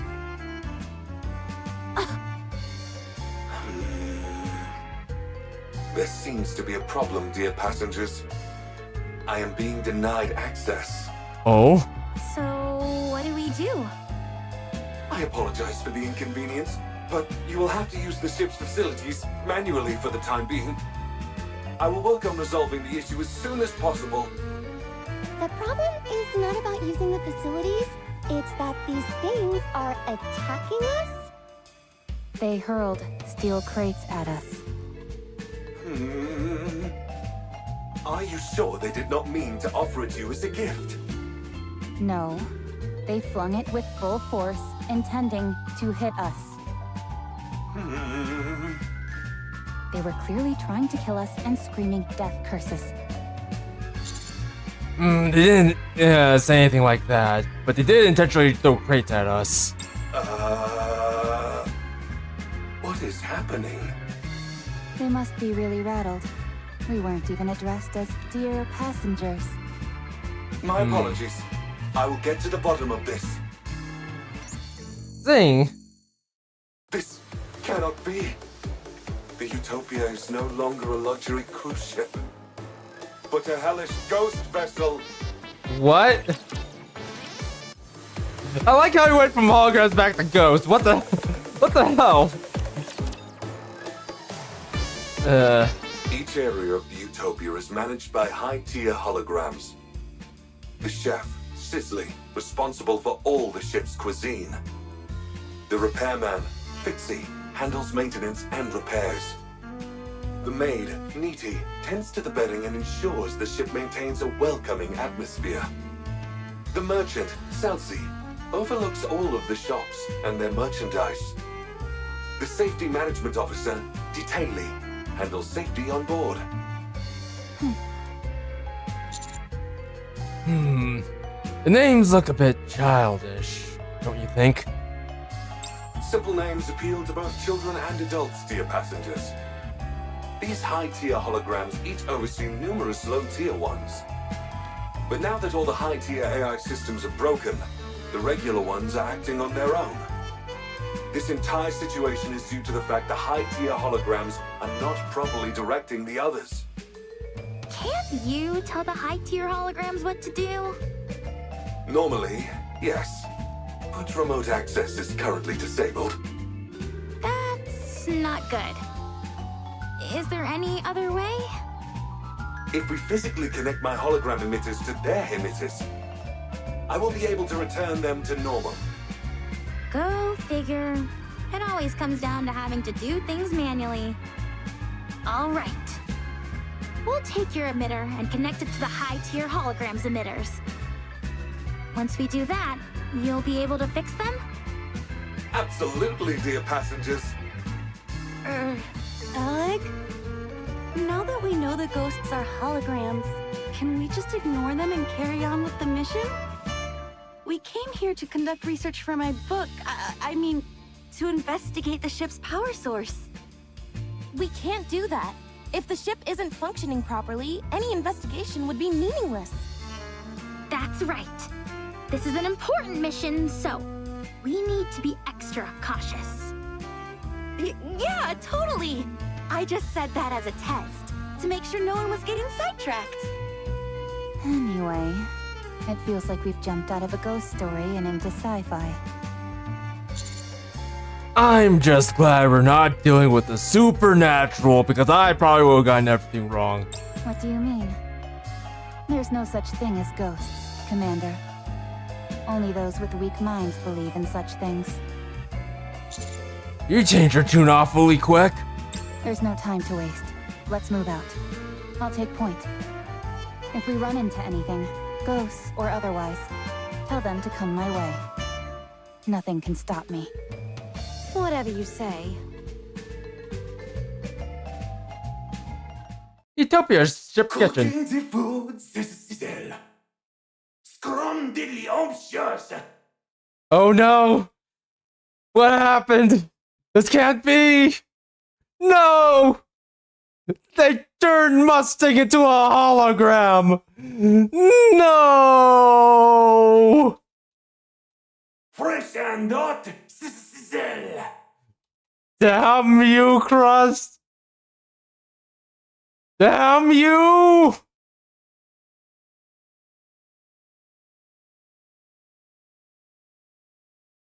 Also, okay, there we go. I take it that's the chef, Sizzly. Doesn't look too intimidating. Also, this place looks awfully familiar. Let's get in there. There's a bunch of other holograms nearby, so a fight is inevitable. But with the BFG, we've got nothing to fear. Approaching it will be easy enough. The question is, what do we do after? A hologram pops out from the distance this Rappy is holding.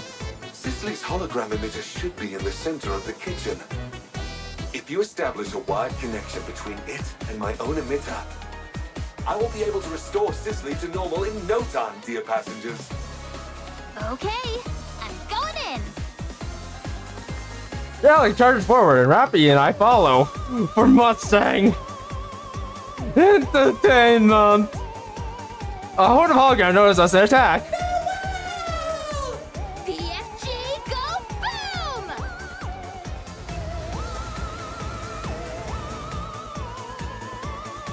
Ella quickly clears the area by sucking in the holograms with her BFG. Cooking the food, Sizzle.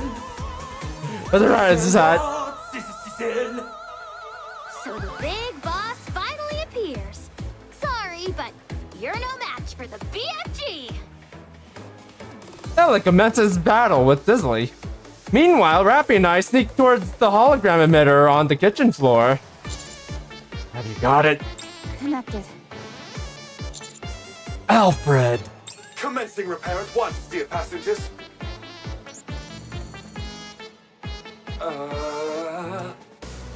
Huh?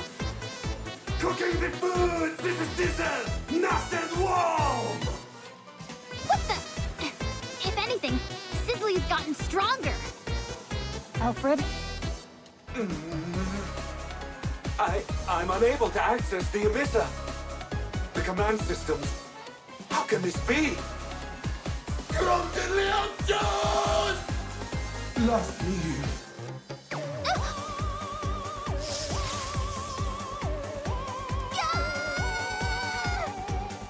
Alec! Sizzly overpowers the BFG suction and grabs Alec, zapping her with electricity. I mean, that's terrible. Alec trembles violently and passes out. Uh-oh! Alec has been possessed. You mean electrocuted? Thank goodness that wasn't me. Warm food coming up. Sizzly glares at us. At the same time, additional holograms creep back up from the floor. Alfred, how's it coming along? There is nothing else that can be done. You must retreat, dear passengers. Rappy, you get Alec. I'll try. Rappy cautiously eyes the fallen Alec and the surrounding holograms. But it won't be easy. Unlimited rescue! Yeah! Suddenly, Tove rolls in and picks up Alec and runs out. Oh! Tove looks back and gives us a big thumbs up. Is she making fun of us? Of course not! It's clearly a sign telling us not to worry. Now fall back! He's just being smoother than you. Roger.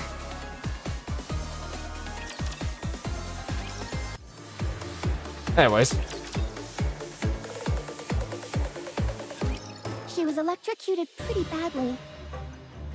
None of her functions were affected too badly, but any longer, and it would have been a different story.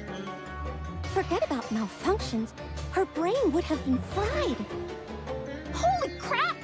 You mean I could have died back there? No, Alec. You wouldn't have died back there.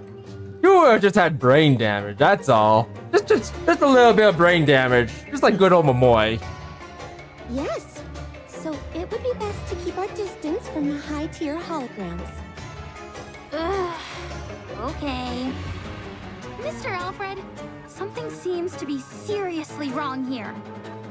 That there is, dear passengers. All of the high-tier holograms' command patterns are limited to a single input. For Sizzly, the input is cooking. Cooking! Well, it is a chef, so it makes sense. But to only have one command pattern? No wonder this is such a mess. Yes, dear passengers. All other commands have been blocked, save for that single input. What is strange is that I don't know how that happened. It's almost like a ghost did it. A hologram talking about ghosts. Never thought I'd see the day. What if Sizzly actually cooks? Would that help it return to normal? Cook. Are you okay? Oh, sorry, dear passengers. I seem to have experienced a momentary system error. As the gentleman said, encouraging Sizzly to cook may help. But if such a plan fails, there's no telling what could happen. I say we go for it anyways. Should we try bringing in ingredients? Usable ingredients? It would hardly be able to cook if we didn't. The entire reason it's been unable to cook all this time is because there aren't any ingredients left for it to use. Yeah, maybe that's why it's gone haywire. All right. Let's try and gather some ingredients for it to use. Soon after, Rappy is holding the ingredients we gathered. Am I the one going in? Yup, after all, that's not a ghost. And even if it was, you're afraid of no ghosts. That's right. I'm not scared of ghosts. And that isn't the ghost anyway. Let's pretend it's a niece. Well, just in case I would like one more person to come along with me as backup. Just pretend it's a niece. Nobody can be afraid of a niece. I'll go with you. You already got electrocuted once and you're going back for more. Huh? Do you enjoy getting shocked? No. I like playing with electricity, but I don't like being electrocuted. Yes, Alec likes playing with electricity.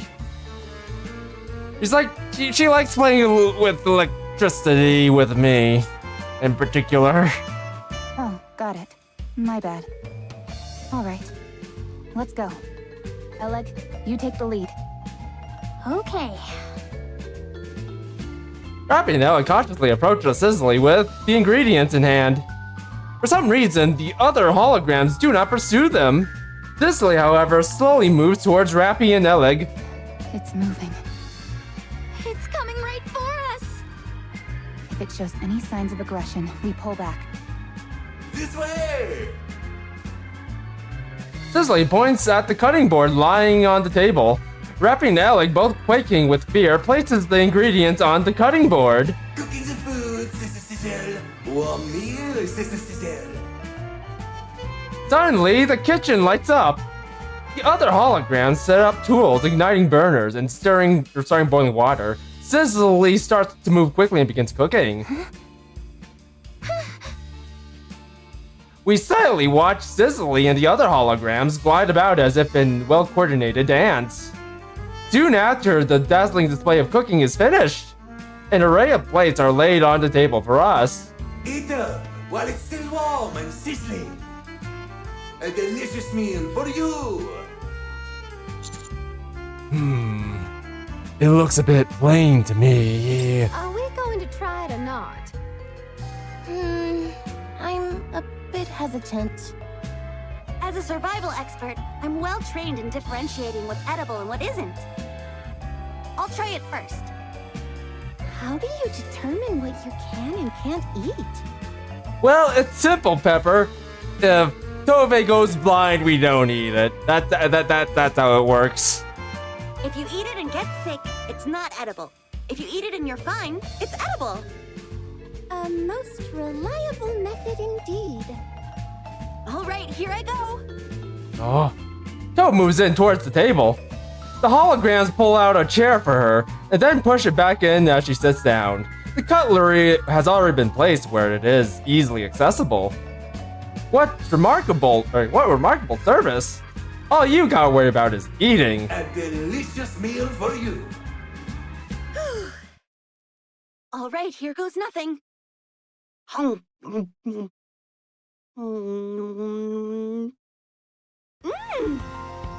It's absolutely incredible! It's like I've died and gone to heaven! Well, at least she didn't go blind. Oh, dig in, everyone. Eat up while it's still warm and sizzling. Don't let it get cold. Everyone, come here and try some!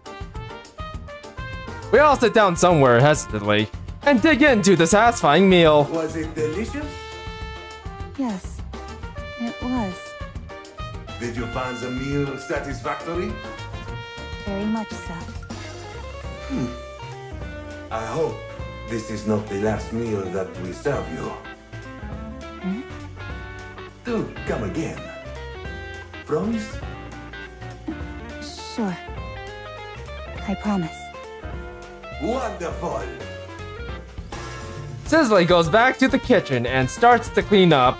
The other holograms join Cicely and help. Seems like things are back to normal. Also, don't we want to, bring the ship a little bit closer to port? I feel like this place could do with some company. Yes, but connect me to the emitter anyway, just to be safe. Will do. Ellie connects Alfred's system to Sizzle's hologram emitter. The issue is resolved, along with some minor bugs. Sizzly and the lower tier hologram should no longer pose a threat, dear passengers. I wonder what made Sisley calm down so quickly. It was like flipping a switch. It appears that fulfilling its intended task helped. It's like its inner desire was fulfilled. Access authority has been partially restored as well, dear passengers. Rebooting Sizzly uncovered some new information. Some of my authorization privileges were transferred to the high-tier holograms, although I cannot recall the reason for doing so. As more high-tier holograms are restored to normal, more of my authorization privileges will be recovered, as will my memories. To restore the high-tier holograms, they must re-engage in their intended purpose, as you've done with Sizzly. So, in other words, if we allow the high-tier holograms to do what they were meant to do, thereby disarming them, you'll be able to heal them, regain your authorization privileges, and regain your memory? That is correct. A well-stated summary, dear passenger. This is fun! It's like playing through a video game story. Yeah. There is one more problem, however. Huh? What is it? If we do not alter the Utopia's existing course, it will be caught in a strong current in a few days' time. That current leads to a whirlpool known as the ship graveyard. Yikes. How do we change the ship's course? I can make the alterations once I have full authorization restored. Okay. We'll do what we can. I also have a question for you all, dear passengers. Why did you come here? To see someone, I suppose. Also, you know, I feel like in the game development department would have got to get along pretty well. I felt like they would. Nikke Blue Archive collab, perhaps? See, in order to investigate the power source of the Utopia, I must access the energy source data. Unfortunately, I currently lack sufficient clearance to do so. Once I have regained full authorization, I will be able to access that information. I will also be able to control the Utopia and change course before we are swept into the current. A nice and clear goal. I like it. Let's commence Operation Enlightenment! The closest high-tier hologram from our current location is Fixie. Pixie. Its role must be to bonk passengers on the head with a wrench. The rapping wrong person. In what world would do that? It's a hologram responsible for maintenance. Also, that's Senti's job. In that case, Yes, I'll take charge. Since it involves maintenance, I'm the right person for the job. good. That feels reassuring. Let's go. Must fix, but don't know why. If it were fixed, no one would have suffered. Fixie is so dumb. Fixie doesn't know anything. Huh. Not exactly what I was expecting. In these types of cases, there's usually something broken that needs to be repaired. Commencing approach. Elig, watch my back. Okay.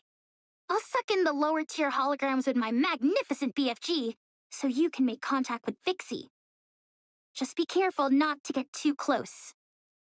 Got it. Ellie begins battling with the rest of the holograms, giving Senti an opening to approach Fixie. Hi, nice to meet you. I'm Senti. Must fix, but don't know why. If it were fixed, no one would have suffered. Fixie is so dumb. Fixie doesn't know anything. Do you want to learn some skills? I can help you. If I had fixed it, everyone might have been okay. There would have been warm water, and the heating would have worked properly. No one would have had to suffer. And Hoshino wouldn't have melted. Oh, poor Hoshino. Do you feel your lack of skills made everyone unhappy? The pipes froze suddenly. The pipes got hot suddenly. Fixie doesn't know why. The floor started shaking. The exhaust fan stopped working. Fixie didn't learn anything. Fixie didn't learn why everything went wrong. It's Fixie's fault. Everyone was unhappy because of Fixie. Everyone trusted Fixie, but Fixie couldn't do anything. Fixie betrayed their trust. Fixie. Fixie also let Yume died. Oh, poor Yume. All alone in the desert. Dehydrated. Atsui. Stop whining, will you? Yeah, stop whining. I'm sure Yume's okay. No, she's not. It's always tragic when mishaps occur due to personal mistakes. But instead of wasting time bellyaching, you should try to learn and increase your skill set. That way, when the same situation occurs again, you'll be able to fix it instead of standing here sucking your thumb. Everyone gets a one-time excuse for a pity party when something goes wrong. But if it happens again, and you aren't able to fix it again, that's laziness, pure and simple. That means you're stagnating. We can't rest on our laurels. Even a small step forward counts. We must always grow as people. Only then can we repay other people for being kind enough to trust us. We must master every skill we possibly can, so that others can have peace of mind. So they feel free to go wherever they please without worry or concern. That's something which they've entrusted us with, and we can't let them down. She's giving a life lesson to a hologram. Amazing. As to be expected of Lear's protege. But Fixie has no way to learn new skills. Without a software update, evolution is impossible. Wow, how pragmatic. Indeed. Don't worry, I'll impart all my knowledge to you. I'll show you all the latest technology that the Ark has to offer. You're going to teach Fixie skills? You're going to help Fixie? You bet I am. Your crash course starts now. Yeah. 2 hours later. No, not like that. Use your hands for that, not the electric drill. We mustn't rely on machines for everything. Okay. No, that's not it. You can't just rely on brute force. Okay. As Fixie gets a personal lesson from Senti, even the lower tier holograms gather around and watch Transfixed. Another 2 hours later. We've still got a long way to go. You need to memorize the revised edition of welding reactions. Okay. After that, I want you to read this dissertation on stress and weight distribution for various materials. Okay. Is it just me, or is Fixie speaking differently? Not only is it picking up on knowledge, but it's adopting Senti's way of speaking. Impressive! Another 2 hours later. Phew, that should do it. How do you feel? I'll build everything you need. Saw teeth, entire buildings, you name it. I can make it for you, and fast. Oh boy, another shop! Let's go buy things! I like the confidence. This isn't Fixie. It's Senti 2.0. Well, anyways, I'll buy some of those credits over there. I mean, no, not those credits. The blue training module things. Should we connect to its emitter, Mr. Alfred? I already conducted the necessary repairs while it was learning new skills. I did not encounter any resistance. So was all that waiting we just did a waste of time? Not necessarily, dear passengers. I wanted to help it rid itself of guilt. Well, now that that's settled, why don't we move on? Yes, let's.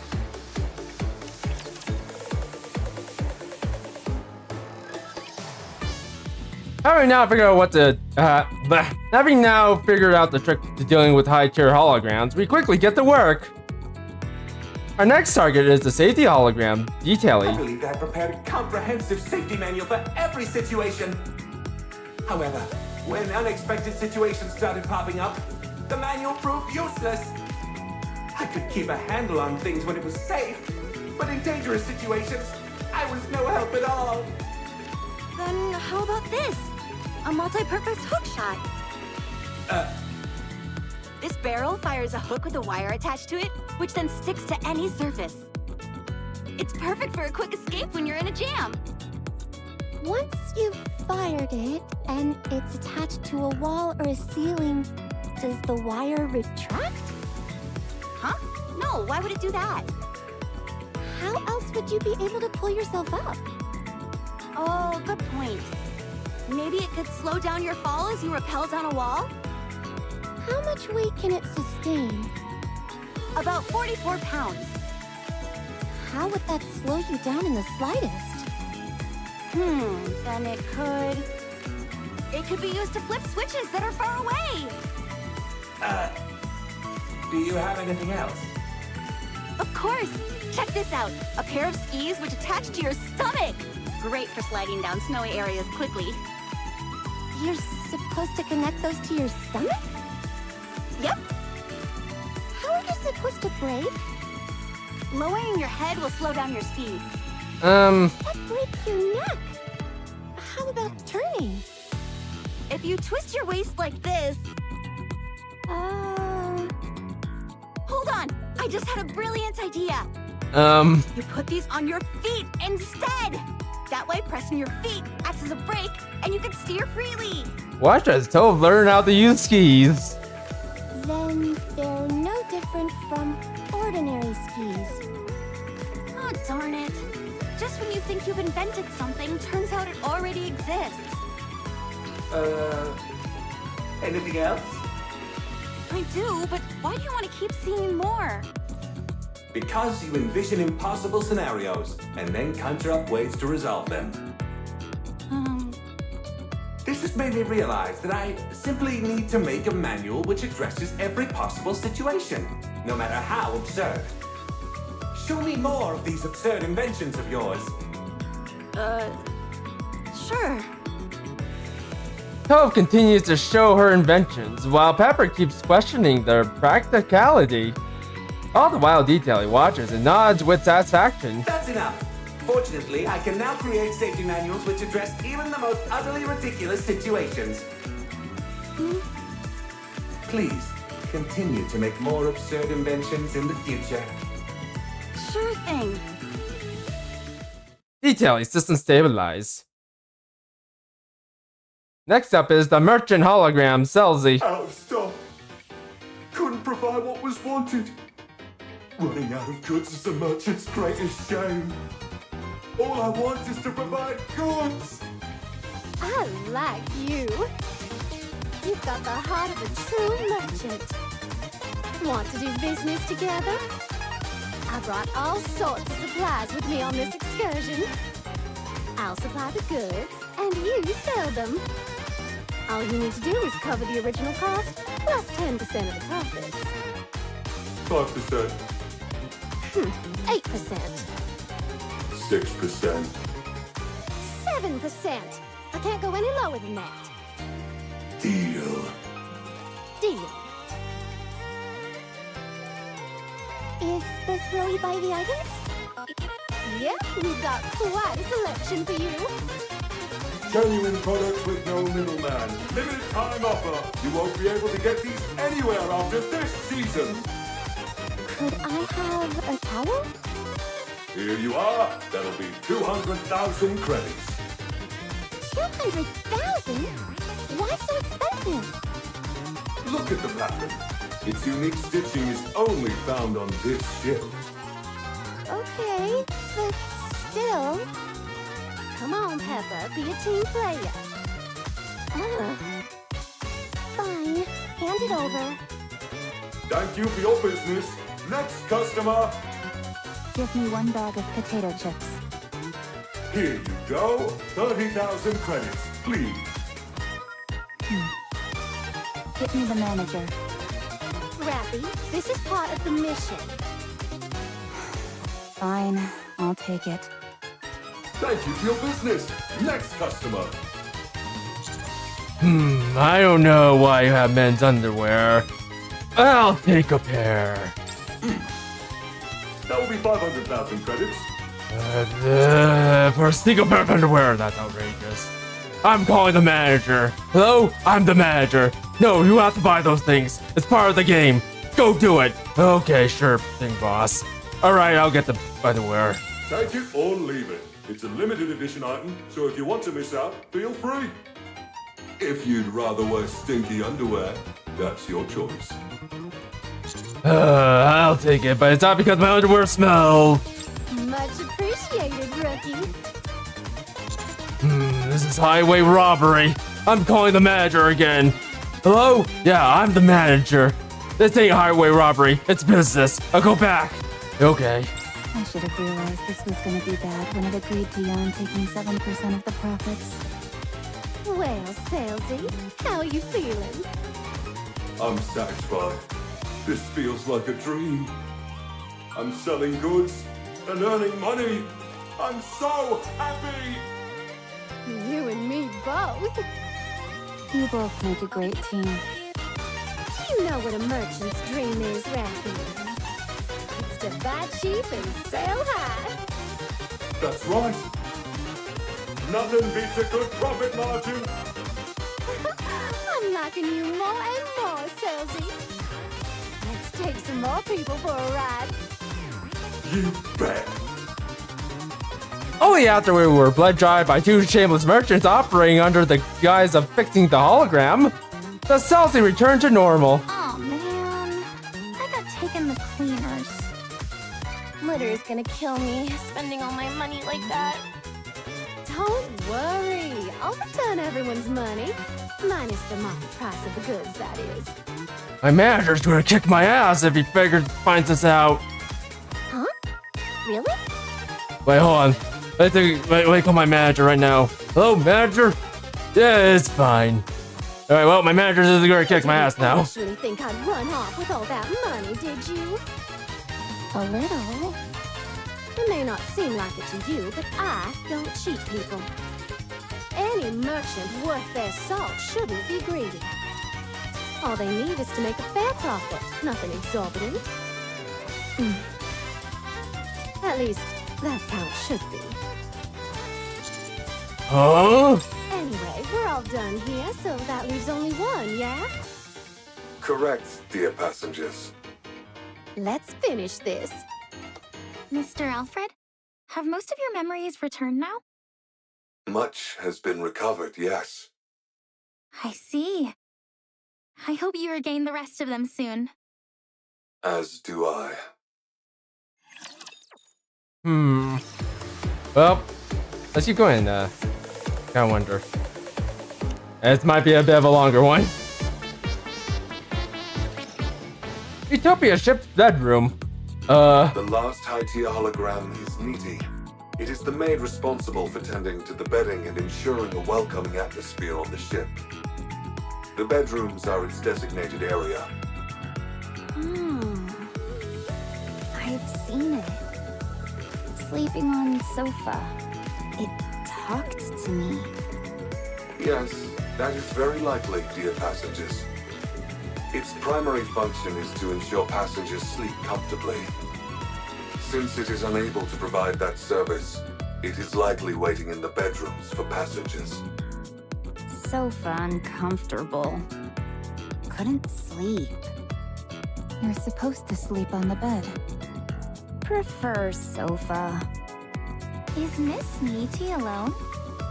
There doesn't seem to be any lower-tier holograms around. Yes, too many holograms would disturb passengers' sleep.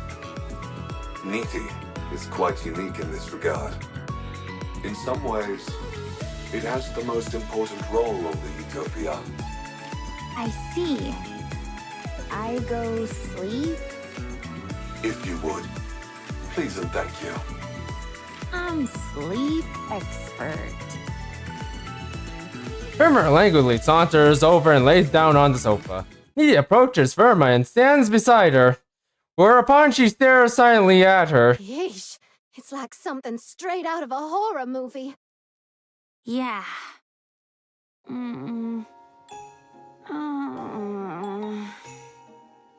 As expected. Uncomfortable. Can't do it. Having trouble falling asleep? Yes. If it's not a disturbance, may I help? Okay. Certainly. Nikke proceeds to move quickly, but calmly. It turns on soft music, lights an aromatic candle. It brings over a warm comforter and dims the lights, bathing the room in a lambent glow. The atmosphere is infinitely more peaceful than it was before. Even I feel relaxed just being there. Comfortable. Is there anything you would like to confide to me? Confide? It could be anything. Something you regret, or a memory of something that you cherish. Whatever you wish to say, I'll listen. This hologram's speech patterns are completely different from the others. That is because the nature of its job is different, dear passengers. Nothing to say. Is there anything you regret? Not saying. Try speaking calmly, without any emotion. As if it's someone else's story. It will help you sleep better.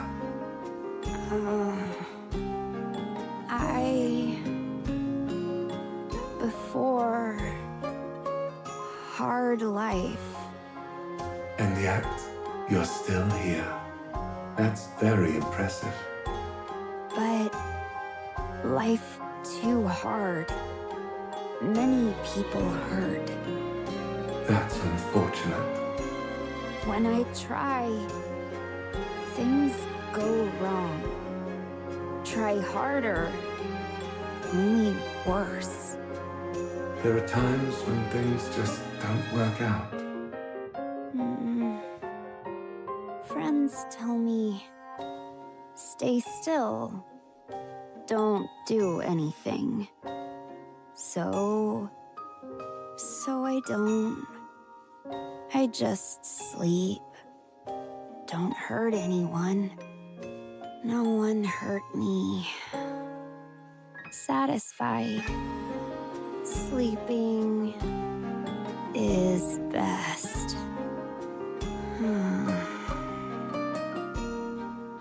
Verma drifts off. Amongst the tranquility, only Verma's breathing can be heard.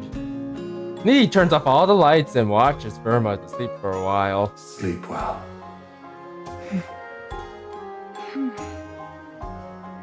Mr. Alfred, Nikke appears to be functioning properly to me. That it is, dear passengers. Does that mean you've fully regained your memories? And your authorization? I have, but not all of them. Should I ask it, Alec? No, I'll ask. Mr. Alfred, the Utopia is more than a luxury cruise ship, isn't it? The Utopia was a ship meant to help its passengers sail into the next life. Isn't that right? It's starting to get a little sad now. The luxury cruise ship, Utopia, is a vessel that set sail 2 years after the first Rapture invasion. At that time, the ocean was safe from Rapture attacks. However, the goal was not survival, but to provide an environment to face the end of one's life without fear. Just like at the amusement... Wait, hold on. Just like at the amusement park. That's a long time ago. In fact, so long I don't think people actually remember this one. But that was like the first Nikke event we got. I heard many people made that choice back then. Utopia was outfitted with all manner of accommodations, as well as top-class facilities. AI holograms were provided to ease the burden of the crew. Every day, there were parties and events. A true utopia. But the supplies lasted 1 month. They were never meant to last longer than that. After the final opulent gala, the utopia switched to minimal power. The final choices of the passengers varied. There were those who chose to enter eternal sleep. And there were some who resisted, angry or saddened by the destiny foisted upon them. Eventually, however, the end came for everyone. After that, I gathered all of the passengers and drifted around the ocean until the power ran out. That is when you all came along. These high-tier holograms weren't here originally, were they? That's correct. I oversaw all aspects of the utopia myself. That explains why you'd regain more memories every time we interacted with them. I thought that was odd.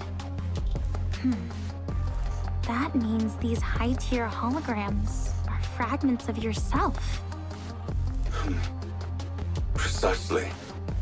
I helped the passengers in various ways at the end. I tried my best to provide the perfect last meal. I hoped they would get the most out of the facilities until the very end.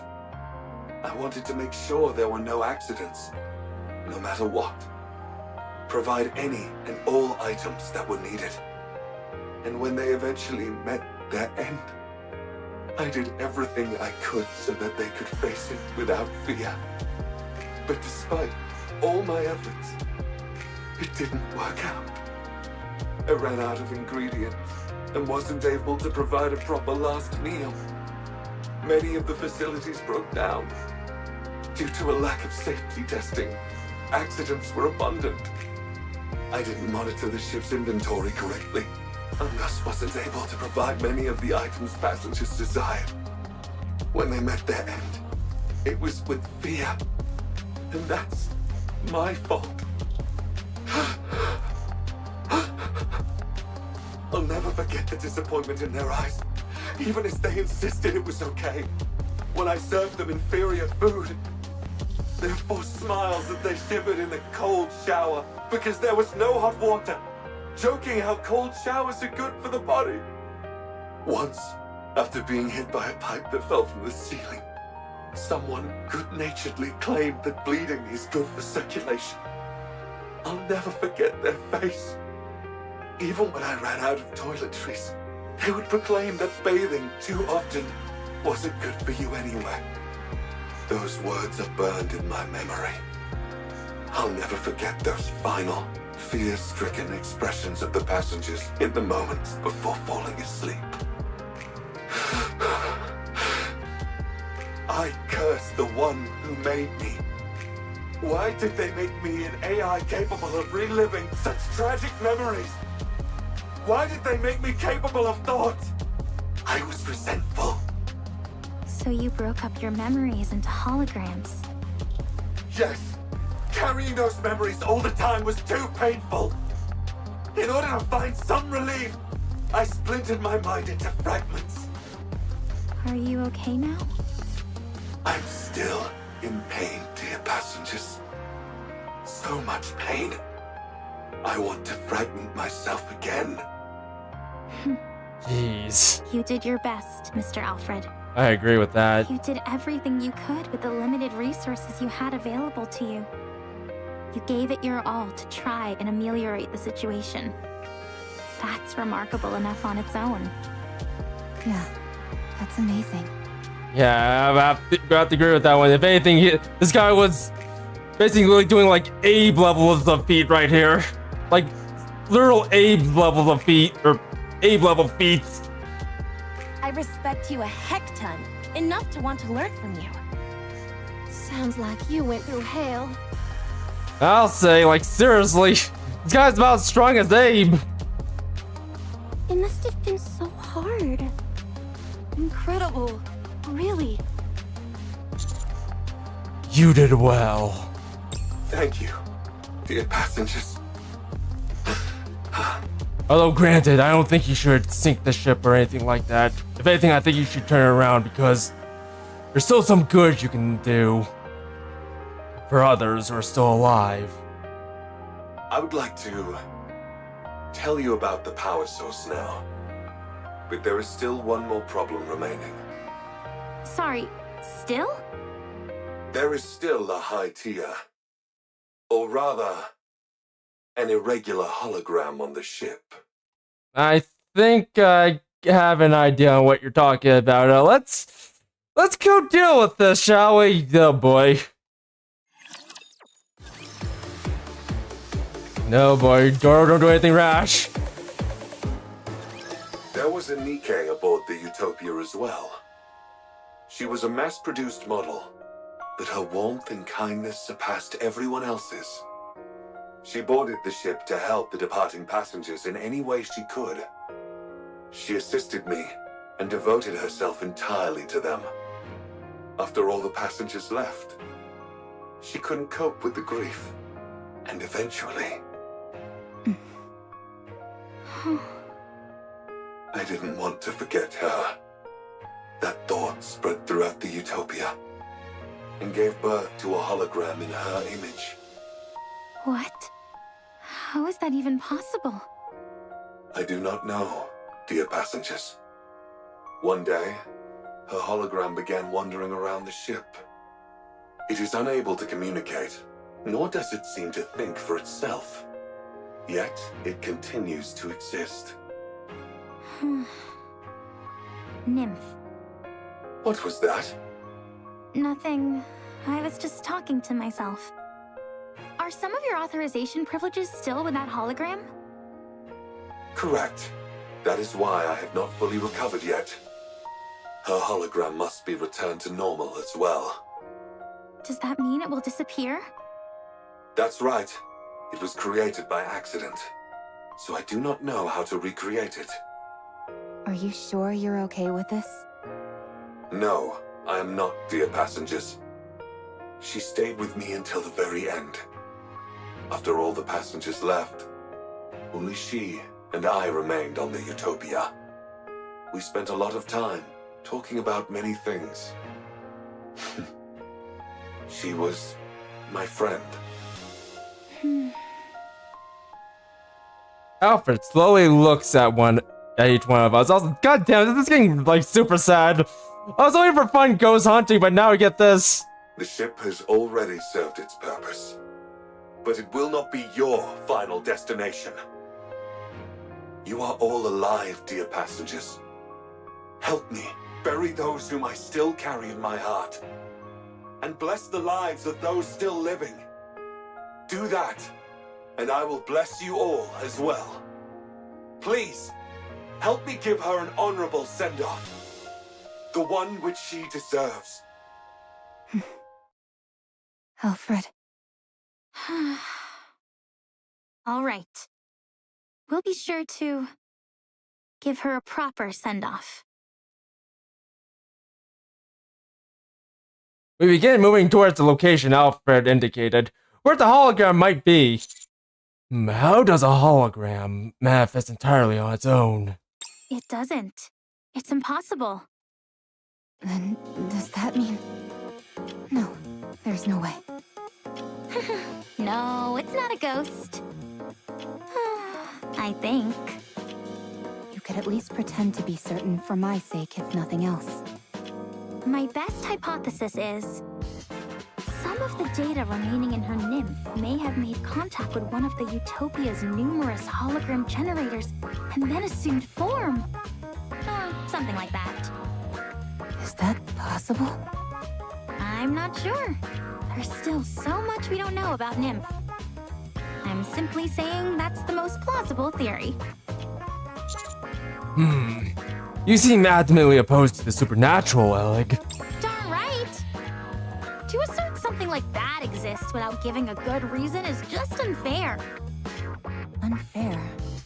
What do you mean? ghosts are supposed to levitate, pass through walls, and teleport at will. They're the ultimate when it comes to transportation. And yet, despite being intangible entities, they can also lift objects. They get all these cool abilities and fly in the face of science. I can't stand that. Humans have worked so hard to achieve powers similar to what these ghosts wield naturally. Why do ghosts get all these powers for free? It's totally unfair. I suppose if you worked incredibly hard for something, and someone else treated it in a cavalier fashion, it would seem unfair. You see? That's why I don't believe in ghosts. Or rather, why I choose not to believe in them for my own sake. That's a unique way to deny their existence.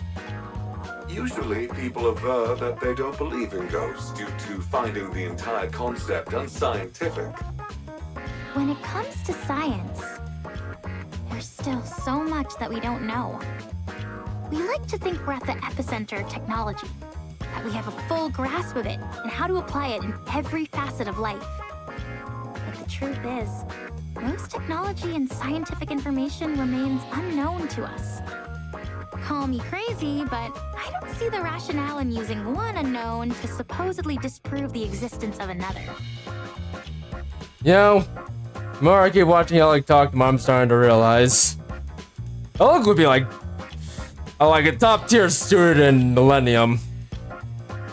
Alec actually also been in the game development department, as I've mentioned before. But yeah, I think as a student, she would like do an amazing job over there. If anything, now I think about it, she'd either fit in the engineering department or the game development department, whichever one. Anyway, what's the name of the hologram we're looking for? It feels kind of weird and impersonal just referring to it as a hologram. Her name was Maya. Oh, right. Well, it's not fine. Look, Pina, the ocean is sparkling. No, it's Maya, great and almighty Doro. Also, please don't smite me. I've heard about this stuff called bioluminescent plankton, which shines at night. Maybe that's what we're seeing. The ocean isn't so bad up on the surface. Also, you know what? Knowing what I know about like Doro from other events, this is kind of sad. In fact, I'd say it's pretty good.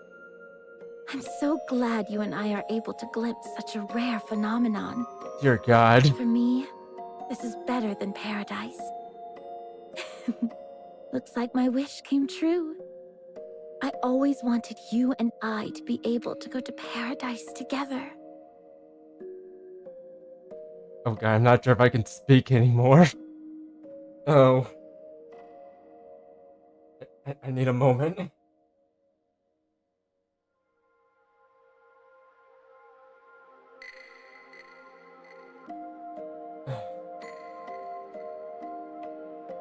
Dorothy looks at the face of the mass-produced small Nikke, who gives a faint smile in return. Pina, let's never part again, ever. Dear God. Let's always stay together. Right here. In paradise.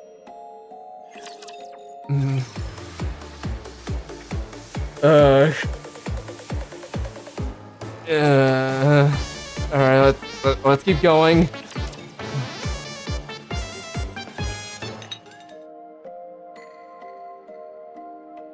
With admirable dexterity, Dorothy, adroitly sits down with the teacup in front of me and Rappy with a subtle clink. Is this tea from the ship?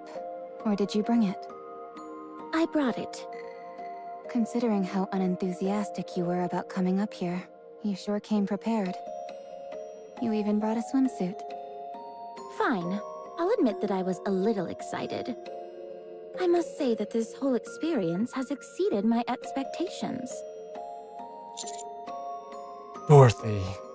Drink your tea. If it cools down, the aroma weakens. Oh my You God. too, Pina.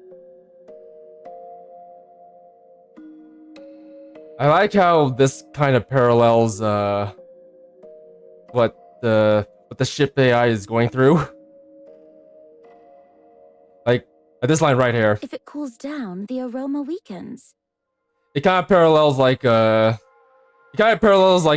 like what the chef's been going through, more or less. I kind of like that touch. If anything, it's actually kind of good writing right there, actually. Like a lot of people like to say that you only like come to Nikke just for boobs and butt, but when you get like moments like these, that's when you start to realize what Nikke is and like what it's all about. Like it's not just about the fan service; it's about the characters. I don't know. Anyway, it's kind of very interpersonal, this game. Like very interpersonal, especially when you're looking through the events. But anyway, and let's keep going. Sorry to break up the mood. Besides Dorothy, the hologram of Maya, a mass-produced Nikke sits smiling at her. There you go, smiling again. Does seeing me drink make you happy? Very well. You can appreciate yours later. Dorothy drinks her tea with an air of elegance. Rappy also takes a sip, keeping her eyes glued on Dorothy. As for me, I'm unable to take my eyes off of my teammates in the distance. Your Grace. Yes? Do you not like my tea? Should I bring you something else? Oh no, I was just enjoying the aroma. Huh, were you now? I see you're well versed in appreciating tea. While bringing the tea to my lips, I looked at my fallen squad mates in my periphery. They're all breathing and seemed fine from the outside. None of them appear to have been fatally injured. Your Grace. Yes? I take it you enjoyed the tea? You've already finished your cup. That's all well and good, but tea time is also meant for conversation. It would be better if you could match the pace of everyone else present. Oh. Okay, sorry about that. It all happens in an instant. We found Dorothy together with Maya's hologram. We approached her and tried to explain, hoping to retrieve Maya. You're saying you want to take Peanut? Well, we're not exactly taking her. Okay, you know what? This is...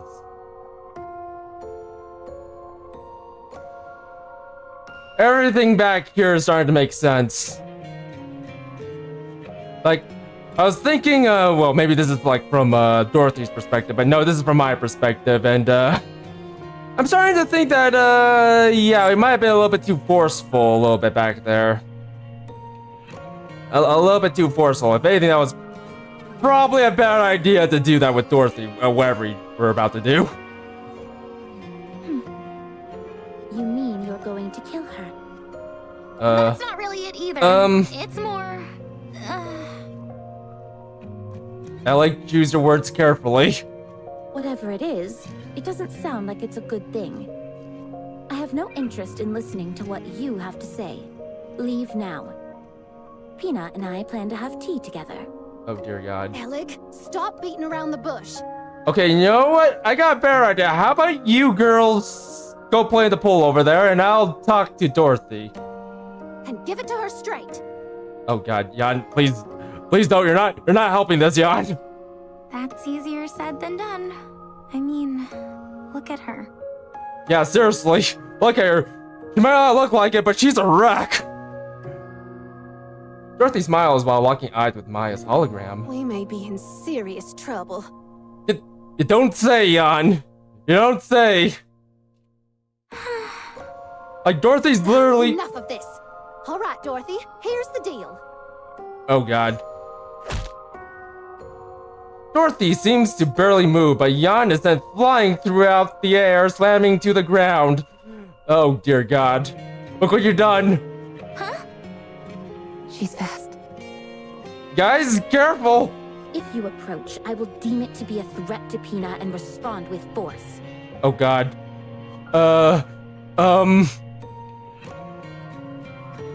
And here I thought Mika was the scary one. No, that's... This person's the scary one. Dorothy, that's not what... Oh god. Well, bye, Pepper. Pepper crumbles to the ground. I don't think reasoning with her Senti, you might want to duck. is going to work. Senti, you might want to duck.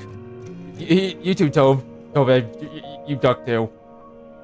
So, what then? Duck. I'll get close and grab her legs. Senti, no. Don't. Hang her with the wrench is gonna work. I'll slide in and wrap myself around her waist. I'm confident I can do it. Tove, no. Don't. Stop. I hold arms. Oh god. Well, goodbye, you three. Goodbye. Okay. While you all do that, I'll use my BFG. Ellie, no, don't. Ellie, no. Don't humor them. Oh my. Well, bye, all of you. Senti, Tove, and Perma, and Ellie all collapsed to the ground. You guys really are incapable of whispering, aren't you? Just like in the boat on the way here. Why are you all being so cruel to Pina? No, we can't tell her the truth. Not yet. Don't tell me you two also. No. The commander and I came here for a cup of tea. Yeah, we've been wanting to relax for a moment, but didn't have any tea. Now let's try the. Is that so? Yeah, let's try to calm Dorothy down. Like seriously, we need to calm her down the best we can. Then have a seat. I'm glad I came here. To be honest, when you first proposed that I join you, I scoffed at the idea. But I couldn't have imagined I'd run into Pina here. I never thought I would see her again since she... Even so, I'm glad I can see her, even in this form. I'm so glad that she came to see me. Dorothy, what kind of person was Pina? Pina. She was...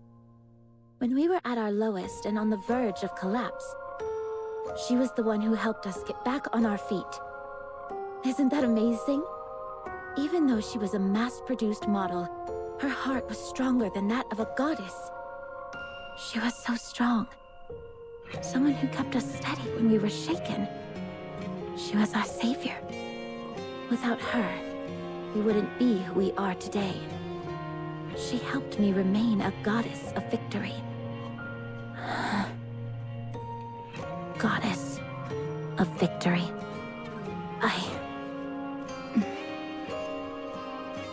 Sounds like she's someone very precious to you.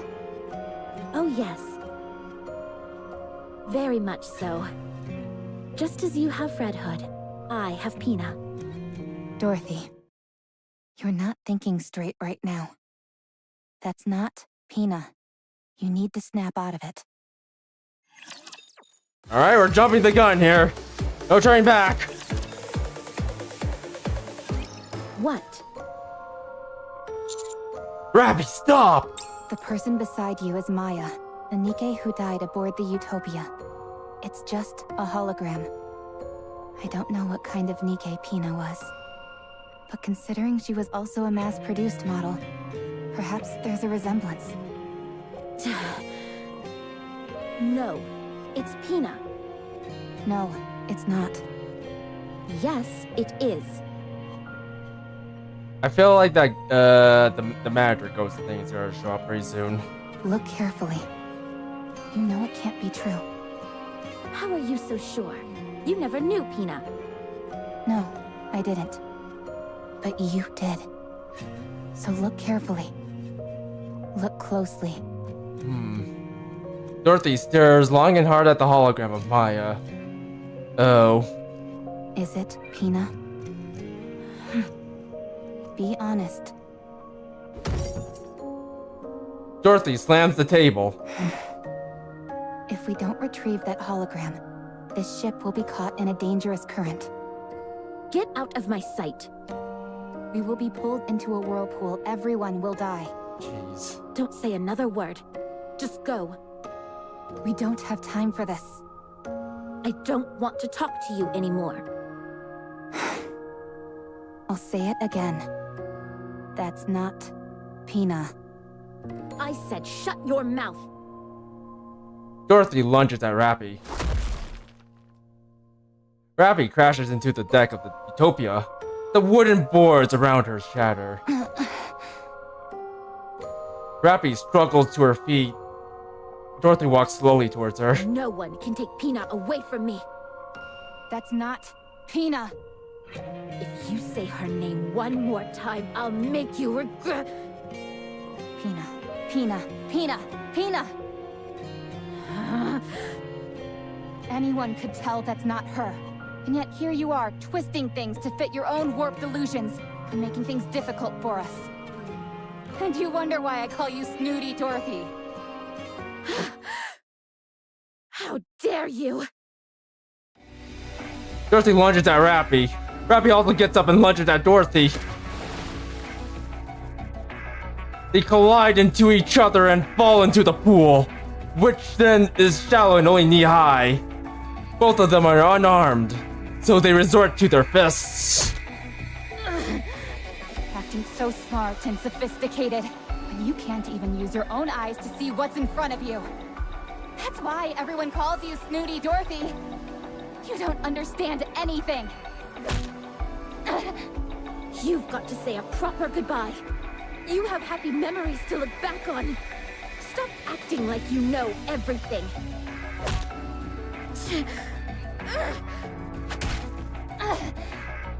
Stop tickling me and punch like you mean it. You may look different now, but you're still as weak as you ever were. Rappy and Dorothy keep trading blows. I can't find a proper opening to intervene. I've never seen things get this heated between them. It's bad. No, it's not. Illig, I thought you might have been killed. Thank goodness. No, but I wish I were. Everything hurts. Anyway, can't you do anything to stop these two? At this rate, one of them is liable to get killed. You know, I might be superhuman, but I know better than to go up against Nikke. Let alone two. I think you're right. Okay, fine. I'm sturdier than you and certainly stronger, so I'll... Huh? Amidst the barrage of blows and groans, Maya's hologram walks forward slowly, smiling all the while. Eventually, he stops in front of Dorothy. Rappy, who was about to throw a punch, hesitates. At that moment, Dorothy's punch goes through Maya's hologram and landed squarely on Rappy's jaw. Rappy falls into her knees. Dorothy looks down at her coldly. I rush forward. No! I lunge myself forward, wrapping my arms around Dorothy's waist. Let go! Stop this! What are you doing? I said let go! Unlike the other Nikkes, I can attack humans. If you value your life, let go of me. Such strength! You liar. Rappy shakes her head and regains focus. He glares up at Dorothy, who is towering over her. You knew it wasn't Pina. Oh, she's got her. He's got her. Yeesh.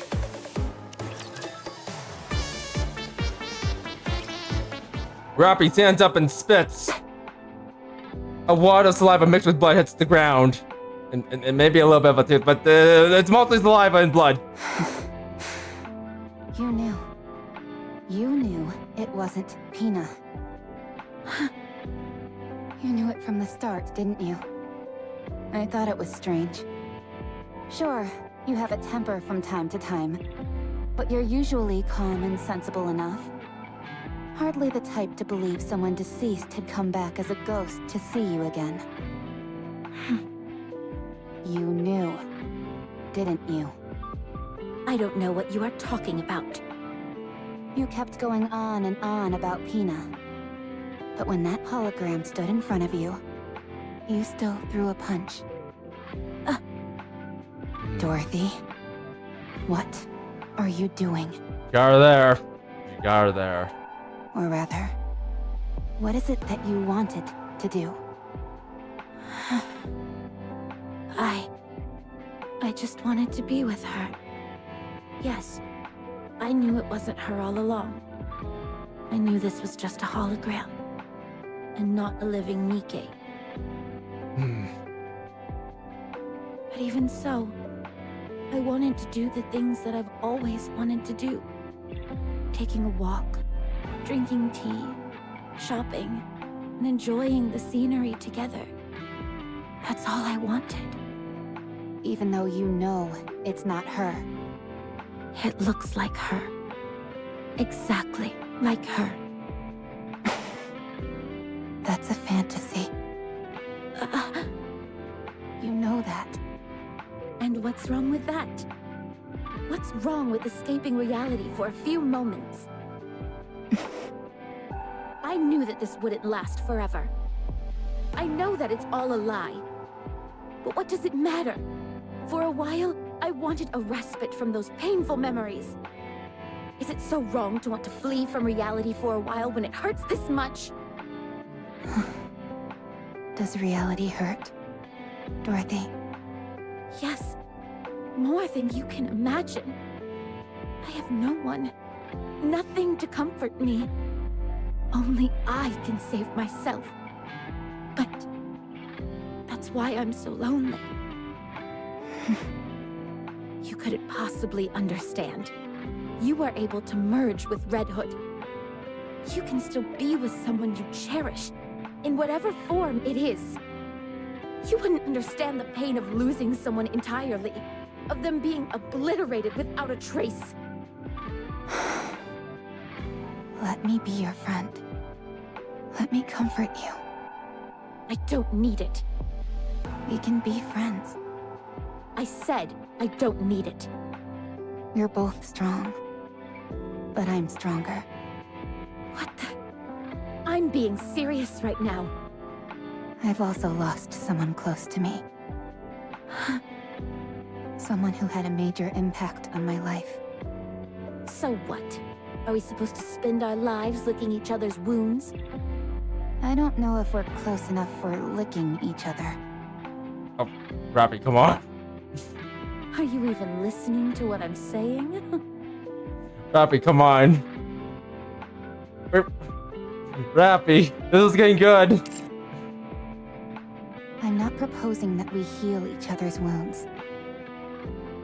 I'm saying that we should support each other as we move through life, carrying those we've lost in our hearts. If one of us goes astray, the other will help us get back on the path.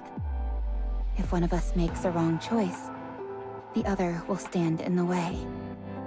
And in the end, when we both reach the place we were meant to be, we'll be able to stand tall and feel proud of ourselves and of one another. Why are you prattling on like this when you don't even know what I'm after? You're right. I don't know. Will you tell me? If you knew, you'd only try to stop me. You're right. Since we're friends, and that's what friends do. They stop people they care about from making bad choices.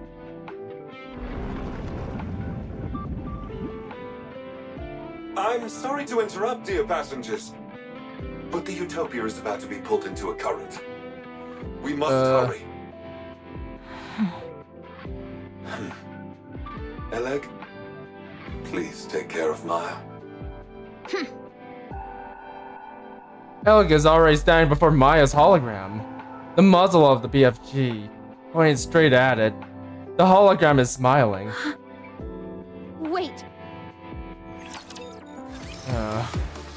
God damn, this story is... No, this is supposed to be like some silly, like, some silly, summer event. All of a sudden it's got very emotional, like, holy crap. Like, and I don't know. Like compared to like some of the events we checked out on like other games, this one's weighing me over quite a bit. Also, Crab Rave, everyone. Crab Rave. Crab Rave. Target clear. I'm reloading. Crab Rave for the sadness. Oh yeah. What a truly beautiful story this Cinderella. was. I am most pleased with it.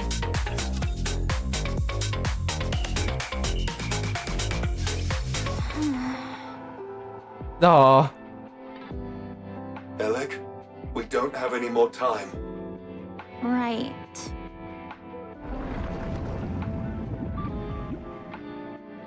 Wait.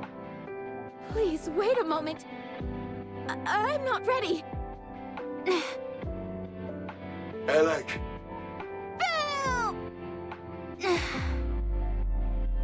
Alec meekly lowers the BFG. I can't do it. Alec! I'm sorry. I rush over to Alec and take the BFG from her. I look at Maya's hologram. It's still smiling. Alfred, Yes. what's the safest place aboard this ship? Somewhere safe, even from the whirlpools.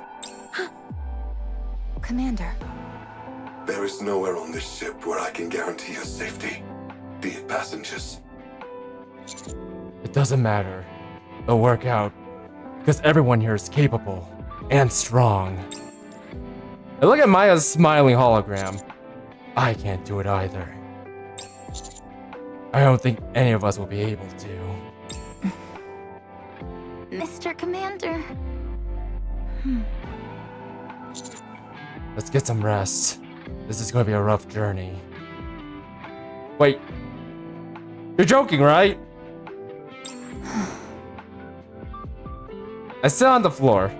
The Utopia starts shaking more violently. Dorothy, all of us are alive. So listen to the voices of the living. You have to let go, Dorothy. But they are no longer with us. Getting yourself killed won't mean you'll get to them again. You want to hear their voice again, but you can't. We cannot see or communicate with the dead. Listen to my voice. I'm asking for your help. I'm right in front of you, living and breathing, talking to you. And I'm offering my hand. Take my hand, one that's living, and get up. Yes, that's right. Dorothy approaches me. He holds her hand out. Give me the weapon. Are you sure? I'm sure. I'm the only one who can do it. I hand over the BFG to Dorothy. Dorothy holds the BFG and stands before the hologram. Dorothy, Miss Dorothy. Dorothy looks at Pine. Pina. Pina only responds with a smile. I've been living in the past, tormented by guilt, unable to take a single step forward. Oh, this song? I'd always wonder, what if I hadn't left you alone? If only I hadn't pulled the trigger? If only I hadn't given up on you? Would things have turned out differently? I haven't been able to extricate myself from the past. Oh, how I've wanted to go back to the time I was loved, when I was capable of love. But the desire for revenge is all-consuming. If only I hadn't seen that sign. If only I had crossed paths with a rapture, or a lost Nikke, and not a damned sign mocking us. I've become ugly and twisted, but I have no regrets, because I can't forgive. But even so, if you had been with me, I'm sure I would have made a different choice. I miss you, Pina. I always will. Farewell, my precious wings.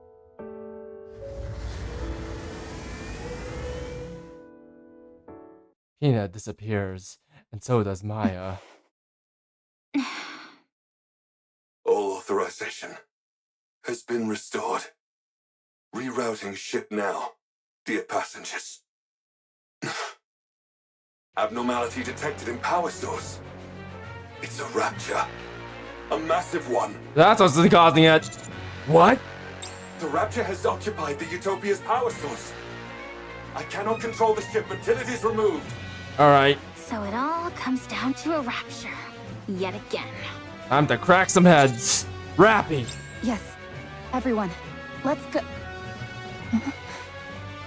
Dorothy, Yes, can you go? let's go. I need an outlet. Bad. Initiating manual override of the power source. The provoked rapture will reveal itself soon. Please, head to the deck, dear passengers. Let's go! Think of the Utopia. Once the calm ocean is now churning. Before us, a massive raptor reveals itself and stares upon the ship. Kraken! You again! It's huge. The core must be massive as well. Let's take this thing down quick. Dorothy, LA. On it. Let's go. Alright, you know what? I'm fighting this one.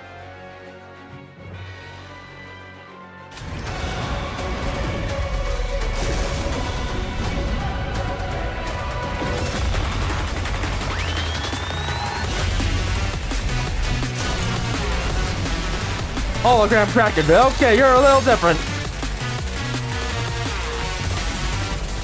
And let me break that for you. I'm having a hard time breaking things. And down you go.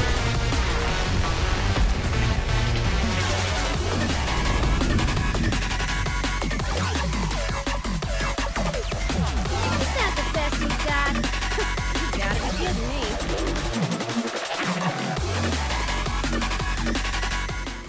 After taking down Kraken, Dorothy doesn't come out of the room.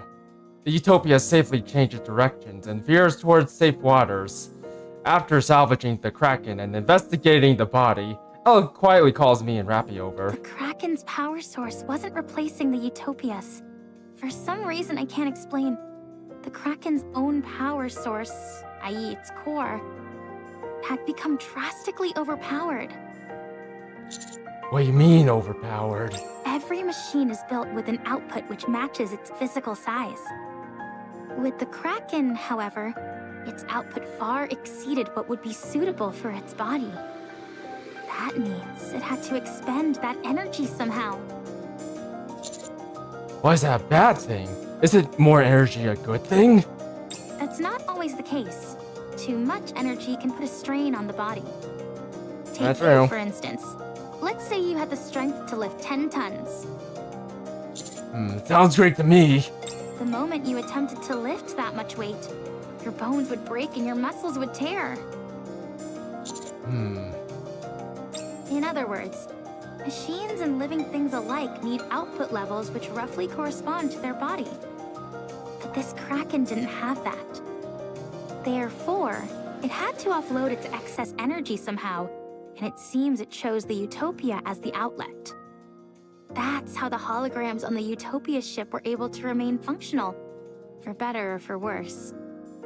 If this had happened before all the passengers passed away, the outcome would have been different. But it's pointless to dwell on hypotheticals. So this Kraken was unable to contain its own power, and went about indiscriminately expelling the excess energy? That's right. As far as I can tell, parts of its body became holograms simply as a way to burn excess energy. Any guesses as to why the output became so large? It's hard to say. We encountered something similar to this once before, but we never figured out the cause. I guess it proves that, once again, things like cores can't be trusted.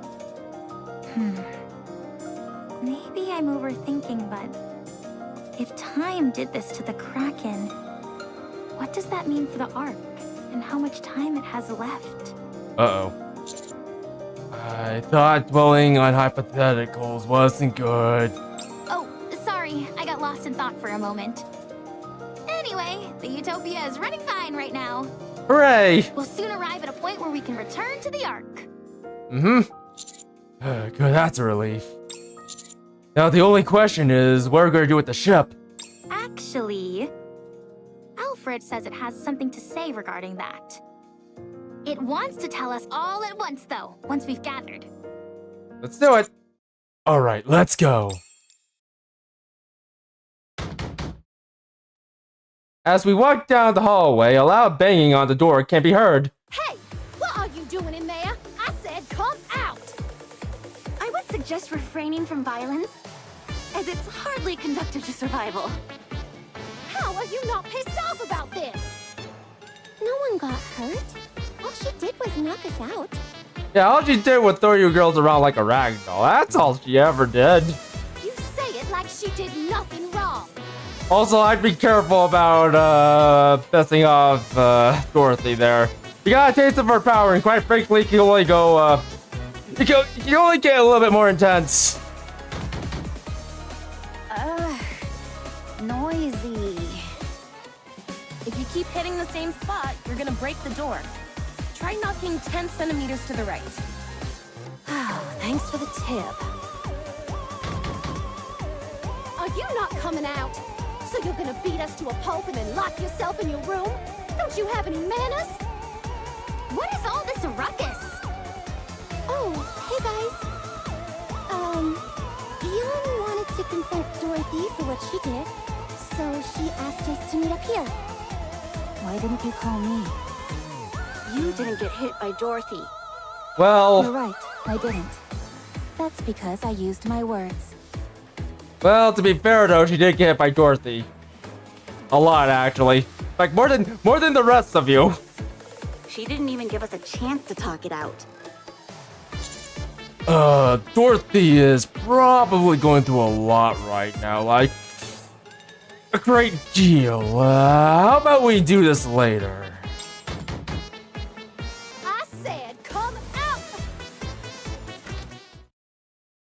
The door opens. Dorothy stands behind it and stares at Jan. Is kicking people across the room a polite thing where you're from? I'm ready to throw you up and down this entire ship. And if you don't think I don't have it in me, try me. Come in. Dorothy turns around and walks into the room. We follow behind with no small amount of confusion. Inside, there are chairs and teacups prepared for each one of us. Dorothy sits with a dignified air and looks at us. What is this? Drink. Dorothy sips her tea. Everyone hesitantly takes a seat and sips the tea. This, Do you like it? I guess. But you call this an apology? Wow, the aroma is really nice. I've never smelled anything like it. Good. Better with cream. I wonder what plant this is. As a survival expert, I'm sure I can take a good guess. I'm not expecting much, but go ahead. Is it a red-horned deer mushroom? Those are poisonous, and they're not even plants. This is magnolia. Where did you get this? You're familiar with magnolia? Of course I am, and this is no imitation. This is the real thing. You can't buy this stuff.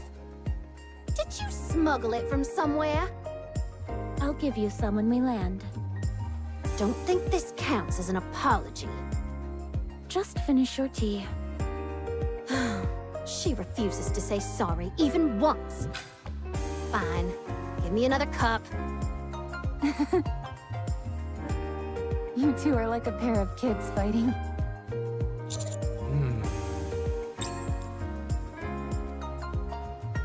After the mirror imbroglio, everyone except Dorothy meets in the control room. Or minor imbroglio. Alfred speaks in its usual cheerful tone. Once it reaches its destination, the Utopia will cease to operate. This will be its last voyage, dear passengers. What? Thanks to Eleg's help, the core efficiency has improved and the generators were upgraded. However, many of the systems here are antiquated and cannot be repaired. Must be a way. It is fine, dear passengers. Once the passengers were all gone, the Utopia had fulfilled its purpose. This should have happened long ago. Whatever needs to be fixed, I'll fix. If I bring litter along... Thank you for the offer. But you must know how difficult it is to send materials to such a remote location. This is also a massive cruise ship, nearly the size of a small city. We must put to rest those who remain in our hearts, and bless the lives of those still living. In departing, we offer our blessings to all those who are aboard this vessel.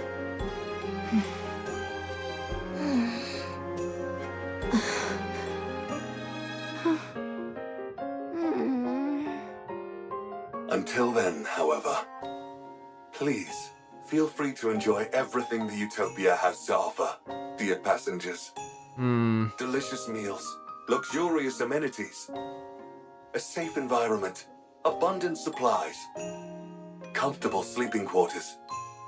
Everything you can possibly want can be found aboard the Utopia. The Utopia. Enjoy your life to the fullest. On this paradise at sea. Woohoo! Let's boogie! Oh yeah, it's party time! Let's cut loose and have some fun! I'm going to the pool first. Oh, let's go together. Should I bring some alcohol? Absolutely not. I'll fully map out the cruise's structure. With plenty of snacks piled next to me, of course. Sleep on cruise. Wish fulfilled. Let's go, Commander. Let's enjoy everything the Utopia has to offer. Okay. Let's go enjoy.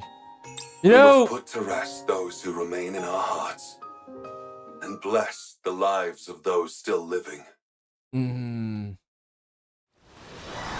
Ooh.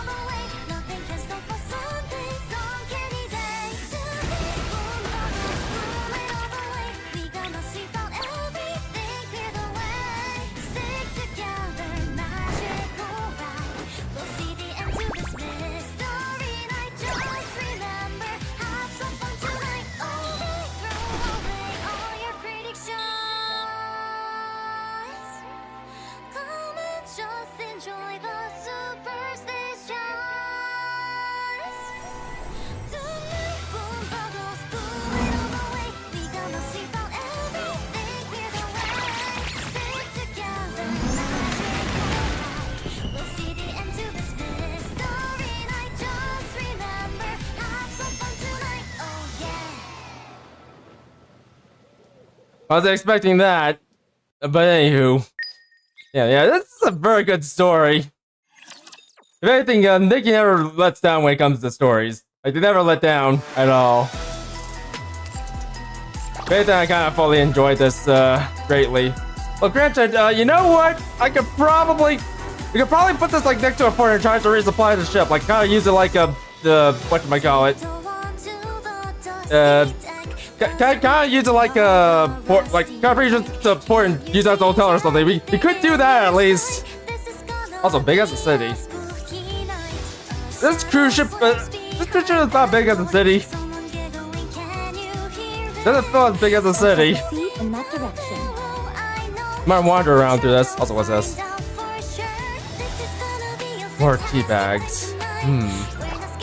Well, anyways, yeah, I think I'm just gonna go ahead and call it quits for now since we're well over time. So, anyways, yeah, I quite enjoyed this story. It just had just about everything, and not to mention the story's just really well written. But anywho, yeah, I think I'm just gonna call it quits for now. So, without further ado, if you guys enjoyed the stream, don't forget to like, subscribe, and hit the notification bell for more. And if you watch this as a vibe, feel free to leave a comment in the comment section down below. So without further ado, this is gonna be Thank You signing off. Goodbye. Bye bye for now.